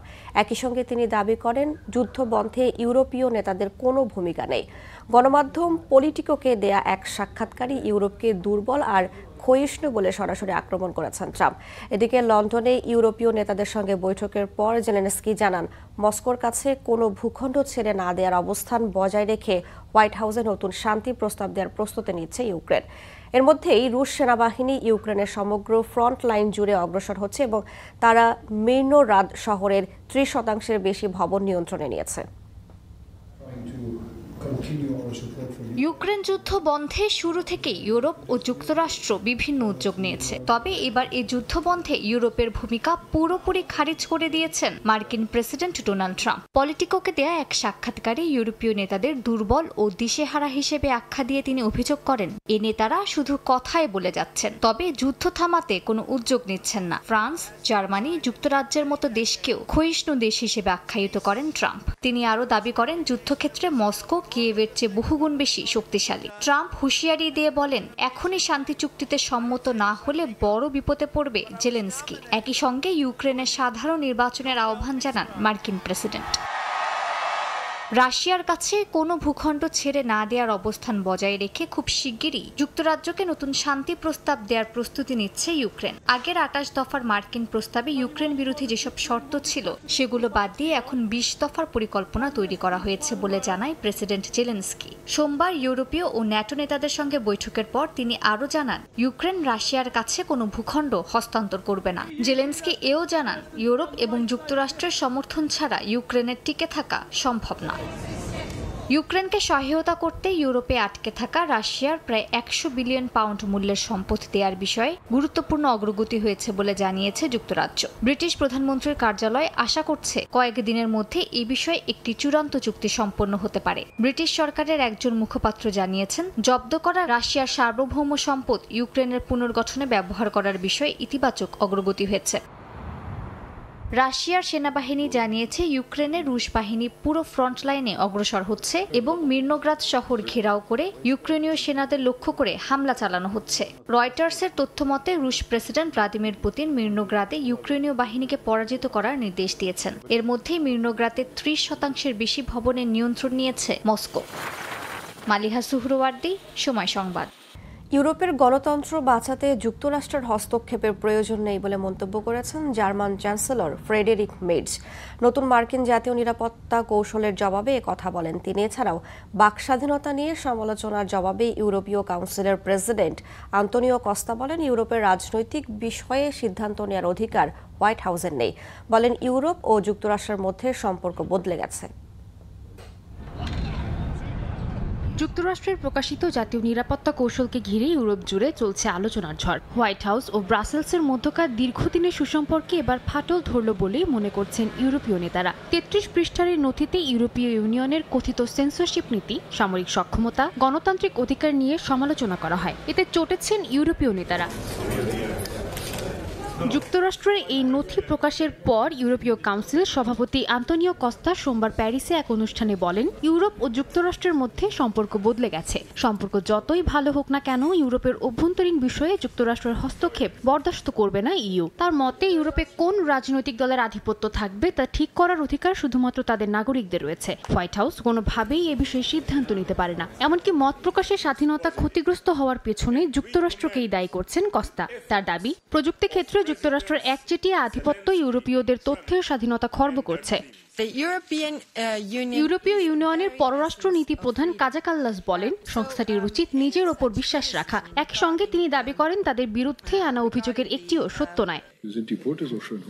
এদিকে মঙ্গলবার জার্মান চ্যান্সেলর ফ্রেডেরিক মের্জও যুক্তরাষ্ট্রের নীতির নিন্দা জানান। বলেন, ইউরোপে গণতন্ত্র রক্ষার জন্য যুক্তরাষ্ট্রকে দরকার নেই। রাজনৈতিক স্বাধীনতা এবং মত প্রকাশের অধিকার ইউরোপীয় ইউনিয়নের মূল ভিত্তি বলেও উল্লেখ করে জার্মানি। এর আগে নতুন এই নীতিতে রাশিয়ার প্রতি মার্কিন প্রেসিডেন্ট ডোনাল্ড ট্রাম্পের নমনীয়ভাবে সমালোচনা করে বার্লিন।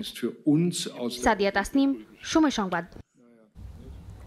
বিতর্কিত নির্বাচনের পর তানজানিয়ার সরকার স্বাধীনতা দিবস উদযাপন বাতিল করেছে। গেল 29 অক্টোবর দেশটির নির্বাচনের ফলাফলের পর হাজারো মানুষ প্রতিবাদে নেমে আসে। এতে শতাধিক নিহত এবং 2000-এরও বেশি গ্রেফতার হন। প্রতিবাদকারীদের সম্ভাব্য বিক্ষোভ ঠেকাতে পদক্ষেপ নেওয়া হয়েছে। দেশজুড়ে নিরাপত্তা জোরদার করে পুলিশ মোতায়েন করা হয়েছে। প্রধান শহরগুলোতে বাসিন্দাদের ঘরে থাকার নির্দেশ দিয়েছেন দেশটির প্রধানমন্ত্রী। গুরুত্বপূর্ণ সরকারি স্থাপনার আশপাশে রোড ব্লক স্থাপন করা হয়েছে।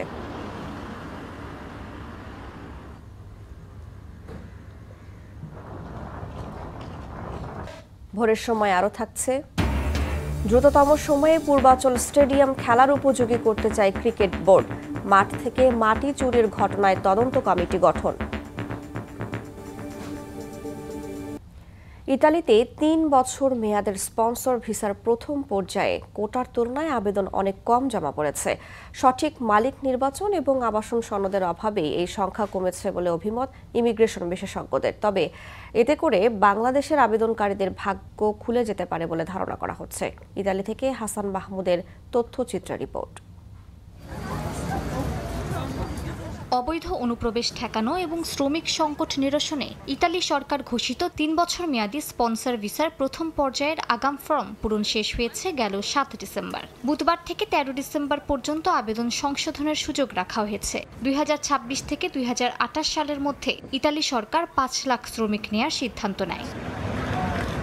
২০২৬ সালে ১,৬৪,৮৫০ জন শ্রমিকের জন্য আগাম ফর্ম পূরণ সম্পন্ন হয়েছে। ইমিগ্রেশন নিয়ে কাজ করা প্রবাসী বাংলাদেশিরা বলছেন, নানা কারণে এবার কোটার চেয়ে আবেদন অনেক কম জমা পড়েছে। এতে করে বাংলাদেশিদের ভাগ্য সুপ্রসন্ন হতে পারে বলে ধারণা করা হচ্ছে। ২০২৬-এর যে ফ্লুসে আমরা আবেদন করেছি, এই ফ্লুসের মধ্যে আপনার যে কোটা অনুযায়ী আমাদের স্পন্সর যাই আবেদনকারীরা এবার খুবই কম পড়েছে। এই কারণে আমাদের যারা স্পন্সর আবেদন যারা করেছেন তাদের পসিবিলিটি অনেক বেশি। আমাদের বাংলা কমিউনিটির আমরা অনেকেই খুশি এই কারণেই যে আমরা সঠিকভাবে জমা দিতে পেরেছি এবং জমা দেওয়ার কারণে আমাদের এবারে নুলাস্তা ওঠা এবং বিশেষ করে ভিসা প্রক্রিয়াটা হয়তো সহজ হবে।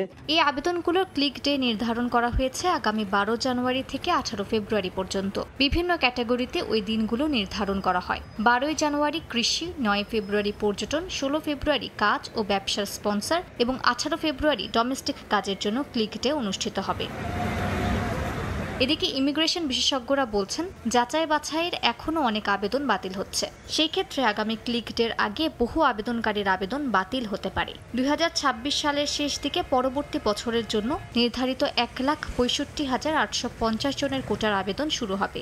শেষ বছর ২০২৭ সালের কোটা নির্ধারণ করা হয়েছে ১,৬৬,৮৫০ জন। সময় সংবাদ, ইতালি। আমেরিকান ড্রিমকে ধ্বংস করছে নাগালের বাইরে অভিবাসন বলে এক ভিডিওর প্রতিক্রিয়ায় এ মন্তব্য করেছেন মার্কিন ভাইস প্রেসিডেন্ট জেডি ভ্যান্স। স্থানীয় সময় শনিবার এক নির্মাণ কোম্পানির মালিকের ভিডিওর প্রতিক্রিয়ায় এক্সে এক পোস্টে এ কথা জানান তিনি। দীর্ঘদিন ধরেই ভ্যান্সের দাবি মাত্রাতিরিক্ত অভিবাসন মূল্যস্ফীতি বাড়াচ্ছে এবং বাসস্থান সাধারণ মানুষের নাগালের বাইরে ঠেলে দিচ্ছে। তিনি যুক্তি দেন, সেগুলোকে সমর্থন করা সব গবেষণা ও বিশ্লেষণ প্রাচীন ব্যবস্থা ধনী মানুষদের স্বার্থে তৈরি। এদিকে ট্রাম্প প্রশাসন অবৈধ অভিবাসন ধরপাকড় ও ফেরত পাঠানোর অভিযান চালাচ্ছে। বর্তমানে বিপজ্জনক অপরাধীদের ওপর অগ্রাধিকার দেয়া হলেও ডেমোক্রেট ও অভিবাসী অধিকার সংগঠন অভিযোগ করছে অনেক নির্দোষ মানুষও আটক হচ্ছেন, এমনকি যাদের সঙ্গে মার্কিন নাগরিক তাদেরও হেনস্থা করা হচ্ছে। শহরের আটক কেন্দ্রের সামনে কর্মীরা বিক্ষোভ করেছেন, আর ট্রাম্প পাল্টা অভিযোগ করছেন সমালোচকেরা অপরাধীদের রক্ষা করছে। খেলার খবর, এবার স্টেডিয়ামের মাটি চোর ধরতে তদন্ত কমিটি গঠন করল বিসিবি। পূর্বাচল স্টেডিয়ামে প্রায় ১৩,০০০ সেপটিক মাটির খোঁজ পাওয়া যাচ্ছে না। আছে মাটির মান নিয়েও প্রশ্ন। সরেজমিনে এই ভেন্যু পরিদর্শন করেছে গ্রাউন্ডস ডিপার্টমেন্ট। শুধু পূর্বাচল নয়, দেশের আরও বিভিন্ন স্টেডিয়ামে এমন মাটি চুরির ঘটনা ঘটেছে বলে জানান বিসিবি পরিচালক আসিফ আকবর। দায়িত্ব পাওয়ার পর থেকে একের পর এক তদন্ত কমিটি তৈরি করে যাচ্ছে আমিনুল ইসলামের বোর্ড। কখনো ফিক্সিং, কখনো নারী কেলেঙ্কারি। এবার মাটি চোর ধরতে ৩ সদস্যের তদন্ত কমিটি গঠন করতে যাচ্ছে গ্রাউন্ডস কমিটি। পূর্বাচল স্টেডিয়াম ঘিরে আগে থেকেই চলছে দুদকের তদন্ত কার্যক্রম। এবার উঠে এলো উইকেটের মাটি চুরির ঘটনা। ২০,০০০ সেপটিক মাটি কেনা হলেও মাটি আছে ৭,৫০০ মাত্র। আছে গুণগত মান নিয়েও প্রশ্ন। গ্রাউন্ডস কমিটির চেয়ারম্যান দায় চাপালেন আগের বোর্ডের ওপর। ২০,০০০ সেপটি মাটির পরিমাণের ইয়ে ছিল, কিন্তু যখন আমাদের মেজারমেন্ট করা দেখা যাচ্ছে যে অলমোস্ট ৭,৫০০ মতো পাওয়া গেছে। তো এটা পড়েছে কি পড়ে নাই, বা কে সাইন করেছে কে করে, এই পুরো জিনিসটাকে দেখতে হবে।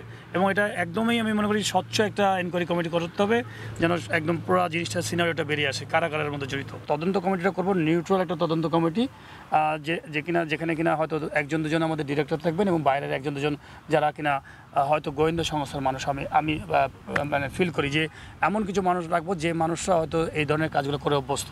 এর আগে দফায় দফায় নানানভাবে বাজেট বরাদ্দের পরেও আলোর মুখ দেখেনি পূর্বাচলের এই ভেন্যু। স্রেফ নকশা করেই মোটা অঙ্কের টাকা নিয়ে গেছে অস্ট্রেলিয়ান একটি প্রতিষ্ঠান। কখনো নৌকার আদলে স্টেডিয়াম, আবার কখনো বায়োমেকানিক্যাল ল্যাব তৈরির কথার ভিড়ে এখন পর্যন্ত একটা ইটও বসেনি এখানে।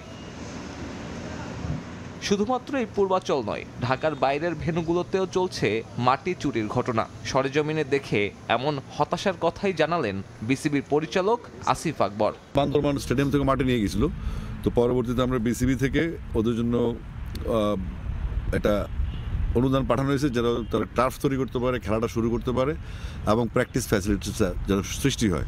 আগামী মৌসুমের আগে অন্তত অনুশীলনের জন্য হলেও পূর্বাচল স্টেডিয়াম সচল করার অঙ্গীকার করেন নবগঠিত গ্রাউন্ডস কমিটি। সাব্বির মিথুন, সময় সংবাদ। দ্বিতীয়বারের মতো ঢাকার বাইরে সিলেট পর্ব দিয়ে শুরু হচ্ছে বাংলাদেশ প্রিমিয়ার লিগ বিপিএল এর দ্বাদশ আসর। ২৬ ডিসেম্বর সিলেট আন্তর্জাতিক ক্রিকেট স্টেডিয়ামে জমকালো আয়োজনের মধ্য দিয়ে মাঠে গড়াবে নতুন মৌসুম। উদ্বোধনী দিনে থাকবে 2টি ম্যাচ। সিলেট থেকে বিস্তারিত জানাচ্ছেন অপু বণিক, ছবি তুলেছেন নৌশাদ আহমদ চৌধুরী। দীর্ঘ ৮ বছর পর আবারও সিলেট থেকে শুরু হতে যাচ্ছে বিপিএল। বেড়েছে ম্যাচের সংখ্যাও। এবার নতুন নামে নতুন মালিকানায় বিপিএলে অংশ নেবে সিলেট ফ্র্যাঞ্চাইজিও। বিসিবির আনুষ্ঠানিক ঘোষণার পর থেকেই বাড়তি উচ্ছ্বাস সিলেটের ক্রিকেট প্রেমীদের। আমাদের সিলেটে এবার উদ্বোধনী ম্যাচটা হচ্ছে, এটা আমাদের জন্য এক প্রাপ্তির ব্যাপার। আর বিপিএলটা আশা করি সব টিমই ভালো করছে, মোটামুটি সব টিমের জন্য শুভকামনা থাকবে। সিলেটের মাঠে উইকেটটা খুবই ভালো, ওইখানে বোলিং খুবই ভালো হয়। এখানে দর্শক হিসাবে তো প্রত্যাশা আছে আমরা ম্যাচ জিততাম। ২৬ ডিসেম্বর স্বাগতিক সিলেট টাইটান্সের বিপক্ষে রাজশাহী ওয়ারিয়র্সের ম্যাচ দিয়ে শুরু হবে বিপিএলের ১২তম আসর। ৩৪ ম্যাচের এই টুর্নামেন্ট হবে ৩ ভেন্যুতে। সম্প্রতি সফলভাবে এনসিএল টি20 আয়োজন করেছে সিলেট। এবার বিপিএল শুরু হবে লাক্কারতুরা থেকে। মাত্র ২ সপ্তাহ বাকি টুর্নামেন্ট শুরু হওয়ার। মাঠ প্রস্তুত করতে ব্যস্ত সময় পার করছেন গ্রাউন্ডস কর্মীরা। বোর্ড ডিরেক্টর যে আছেন রাজ শামস ভাই সিলেটের, ওনাকে ধন্যবাদ দিতে যাচ্ছি। উনি আসার পরেই আসলে আমাদের সিলেটের ক্রিকেটে একটা আলাদা একটা গতি নিয়ে আসছেন উনি। বিপিএলে সিলেটে প্রচুর দর্শক সমাগম হবে এবং এর জন্য মাঠের প্রস্তুতি খুব ভালোভাবেই সম্পন্ন হয়েছে। দর্শকদের আমি বলবো একটু সচেতন হতে, কারণ আমাদের টিকিটগুলো অনলাইনে বিক্রি হয়। কেউ যেন টিকিটগুলো আসলে শেয়ার না করেন। শেয়ার করলে কিছু অসাধু মানুষ এগুলোর কপি তৈরি করে স্টেডিয়ামে ঢোকার চেষ্টা করে। একবার স্ক্যান হলে এই টিকিটটা দ্বিতীয়বার ব্যবহার করা যায় না।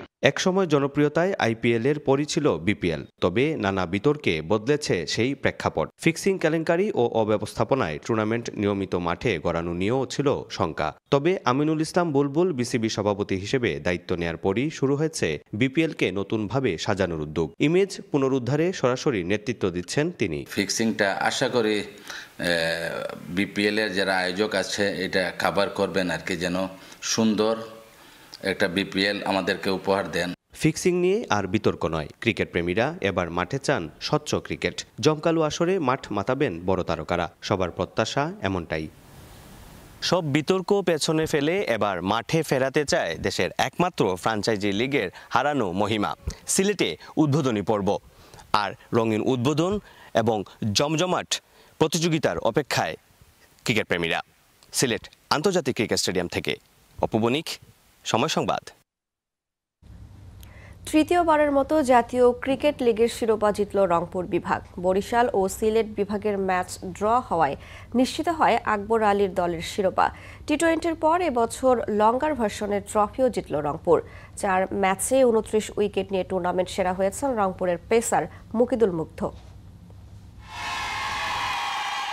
রংপুর বিভাগের ২৭তম জাতীয় ক্রিকেট লিগের শিরোপা অনেকটা নিশ্চিত হয়েছিল সোমবারই। 3 দিনেই তারা দাপটের সঙ্গে হারায় খুলনাকে। এরপরও ছিল অপেক্ষা। রাজশাহীতে লড়ছিল বরিশাল ও সিলেট বিভাগ। জিতলেই চ্যাম্পিয়ন হওয়ার সুযোগ ছিল সিলেটেরও। তাই তো মাঠে এসে রংপুর বিভাগের সবার নজর মোবাইল ফোনের স্ক্রিনে কি হচ্ছে সিলেট বরিশাল ম্যাচে।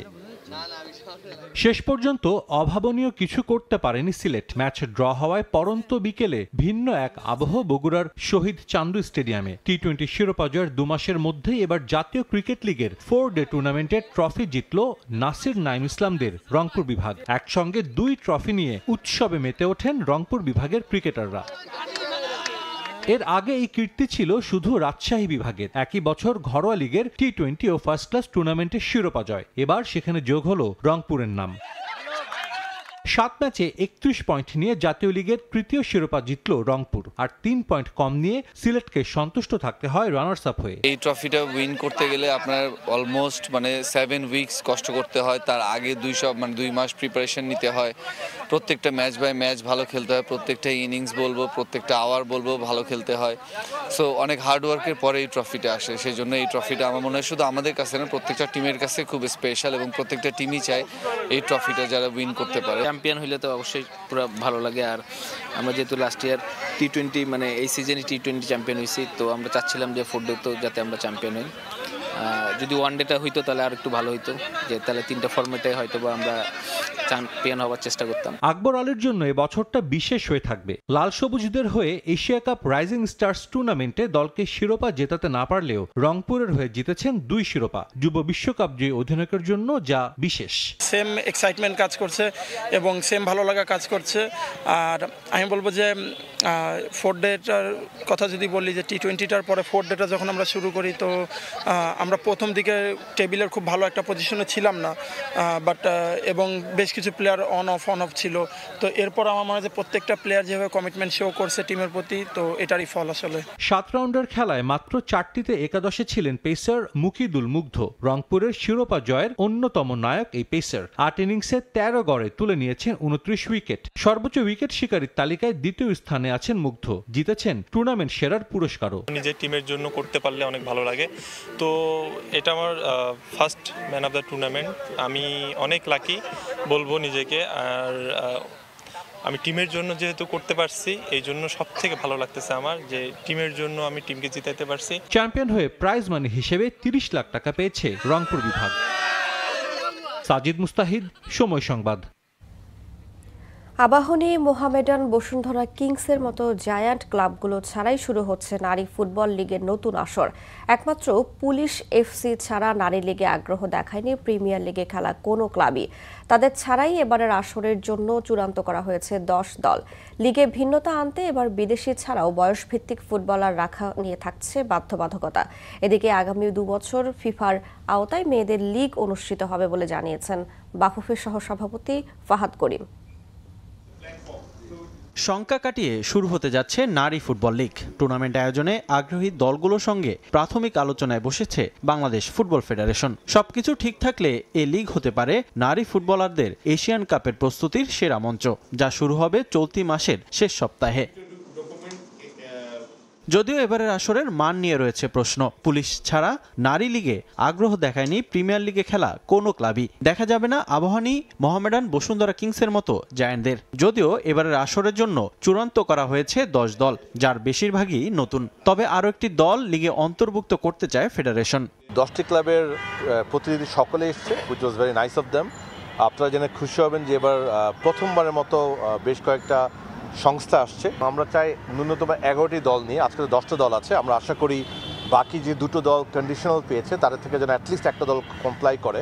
ইন দ্যাট কেস আমরা 11টা দলকে দিয়ে 10টি খেলা যেন প্রত্যেকটা টিম খেলতে পারে সেভাবে লিগটা স্ট্রাকচার করবো। আর তার পারপাসটা হলো এএফসি ক্লাব চ্যাম্পিয়ন্স লিগে খেলার জন্য আপনার মিনিমাম 10টা খেলা যদি না হয় প্রতি টিমের জন্য, সেই লিগ থেকে কোনো টিম পার্টিসিপেট করতে পারে না। মেয়েদের এশিয়ান কাপের প্রস্তুতির জন্যই এ লিগে বাড়তি গুরুত্ব দিচ্ছে বাফুফে। তবে বয়সভিত্তিক ফুটবলারদের স্কিল উন্নয়নের জন্য যুক্ত হচ্ছে নতুন নিয়ম। প্রতিটি দল একাদশে খেলাতে পারবে 2 জন বিদেশি ফুটবলার। বেস্ট 11-এ আন্ডার 17 এবং আন্ডার 20-এর একটা নাম্বার ফিক্স করে দেবে মিনিমাম, যে আন্ডার 17-এ এতটা প্লেয়ার অবশ্যই থাকতে হবে বেস্ট 11-এ, সাবস্টিটিউট তাকে আন্ডার 17 দিয়ে করতে হবে।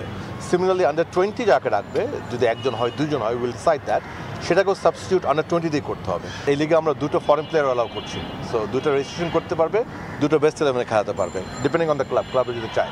নারী ফুটবলারদের বেতন নিয়ে এর আগে বিতর্ক জন্ম দিল, এবার সেই বিষয়ে সতর্ক অবস্থানে আগ্রহী দলগুলো। আমরা আজ পর্যন্ত কোনো কাজে কাউকে পেমেন্ট দেইনি, এরকম রেকর্ড আমাদের নেই।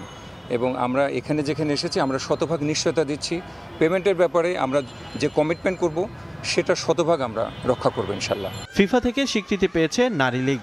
আগামী 2 বছর ফিফার আওতায় অনুষ্ঠিত হবে টুর্নামেন্টটি। রিফাতুল ইসলাম মিরন, সময় সংবাদ, ঢাকা।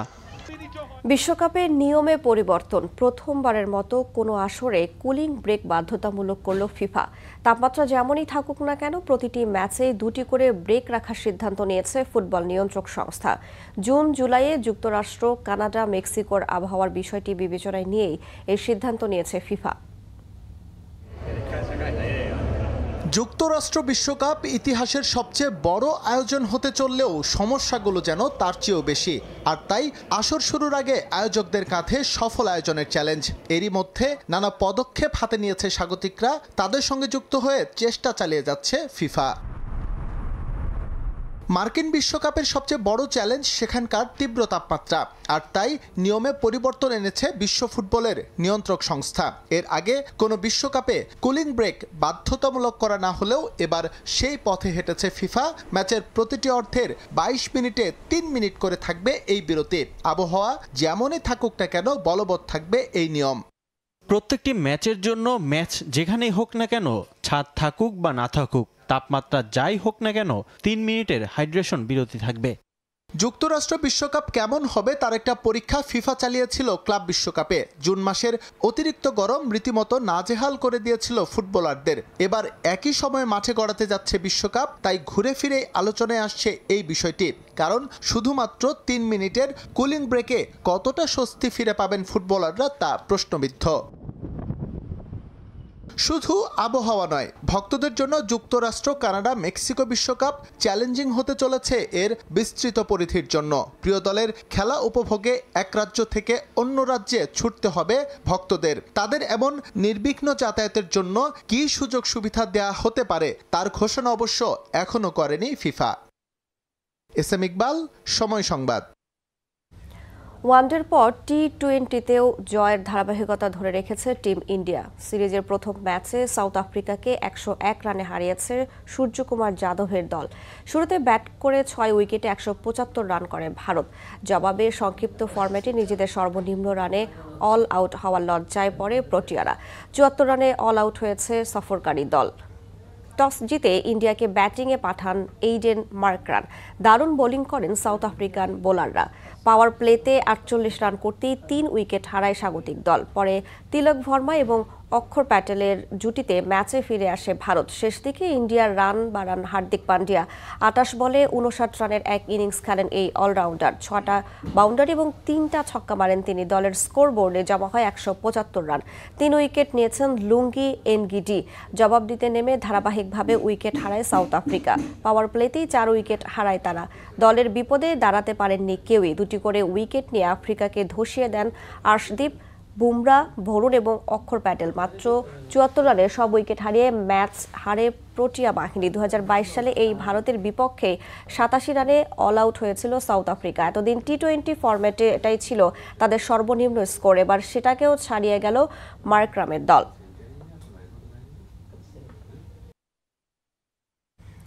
মেজর লিগ সকারের ইতিহাসে প্রথমবার ক্লাব অধিনায়ক হিসেবে টানা দুবার মোস্ট ভ্যালুয়েবল ফুটবলার হয়েছেন লিওনেল মেসি। 2024 সালের পর এই মৌসুমেও MVP জিতলেন আর্জেন্টিনার বিশ্বকাপ জয়ী কিংবদন্তি। মেজর লিগ সকারে এই মৌসুমে 48টি গোলে অবদান রেখেছেন LM10। 29টি গোলের সঙ্গে গোল করতে সহযোগিতা করেছেন 19টি গোলে, যা লিগের ইতিহাসে চতুর্থ সর্বোচ্চ গোলের রেকর্ড। প্রথমবারের মতো ইন্টার মায়ামিকে জিতিয়েছেন লিগ শিরোপা। প্রথম ফুটবলার হিসেবে এক মৌসুমে 10টি ম্যাচে একের অধিক গোল করার কৃতিত্ব অর্জন করেছেন তিনি। 2023 সালে ইন্টার মায়ামিতে যোগ দিয়ে 2024-এ দলের হয়ে জিতেছেন সাপোর্টার্স শিল্ড। মেজর লিগ সকারের টেকনিক্যাল স্টাফ, গণমাধ্যম এবং বর্তমান MLS ফুটবলারদের ভোটে নির্বাচন করা হয় MVP।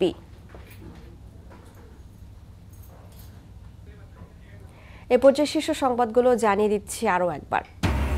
রাষ্ট্রপতির সঙ্গে সাক্ষাৎ করতে সকালে বঙ্গভবনে যাচ্ছেন সিইসি। জাতীয় নির্বাচনের তফসিলের ভাষণ চূড়ান্ত। আজ বিটিভিতে রেকর্ড, সন্ধ্যায় অথবা বৃহস্পতিবার ঘোষণা। কথার ফুলঝুরি দিয়ে রাষ্ট্র চলে না, বিএনপির কাছেই নিরাপদ দেশের সার্বভৌমত্ব, বললেন তারেক রহমান। জরিপের ফলে হতাশ হয়ে নির্বাচন বানচালে ষড়যন্ত্রের শঙ্কা। ক্ষমতায় গেলে জাতীয় সরকার করবে জামায়াত। জরিপ প্রকৃত চিত্র তুলে ধরলে ভোট দরকার হতো না, বলছেন নেতারা। সংস্কারের আকাঙ্ক্ষা থেকে জনগণকে সরানোর চেষ্টা দেখছে এনসিপি। একই সংবিধান, তবু অধিকার সবার সমান নয়। মানবাধিকার বাস্তবায়নে এখনো পিছিয়ে দেশ। বঞ্চিতদের নাগরিক সুরক্ষার মাধ্যমে মানবিক রাষ্ট্রের পরিচয় ধারণের পরামর্শ। প্রাকৃতিক সৌন্দর্য সেটাই এই লেকে নাই। এত ময়লা, এত আবর্জনা, লেকের পরিবেশ খুবই খারাপ, নোংরা। দূষণে নাকাল ধানমন্ডি লেক, হুমকিতে জলজ প্রাণী। নোংরা পানি ব্যবহারে বাড়ছে স্বাস্থ্য ঝুঁকি। কর্তৃপক্ষের নিষ্ক্রিয়তায় স্থানীয়দের ক্ষোভ, রক্ষণাবেক্ষণের তাগিদ।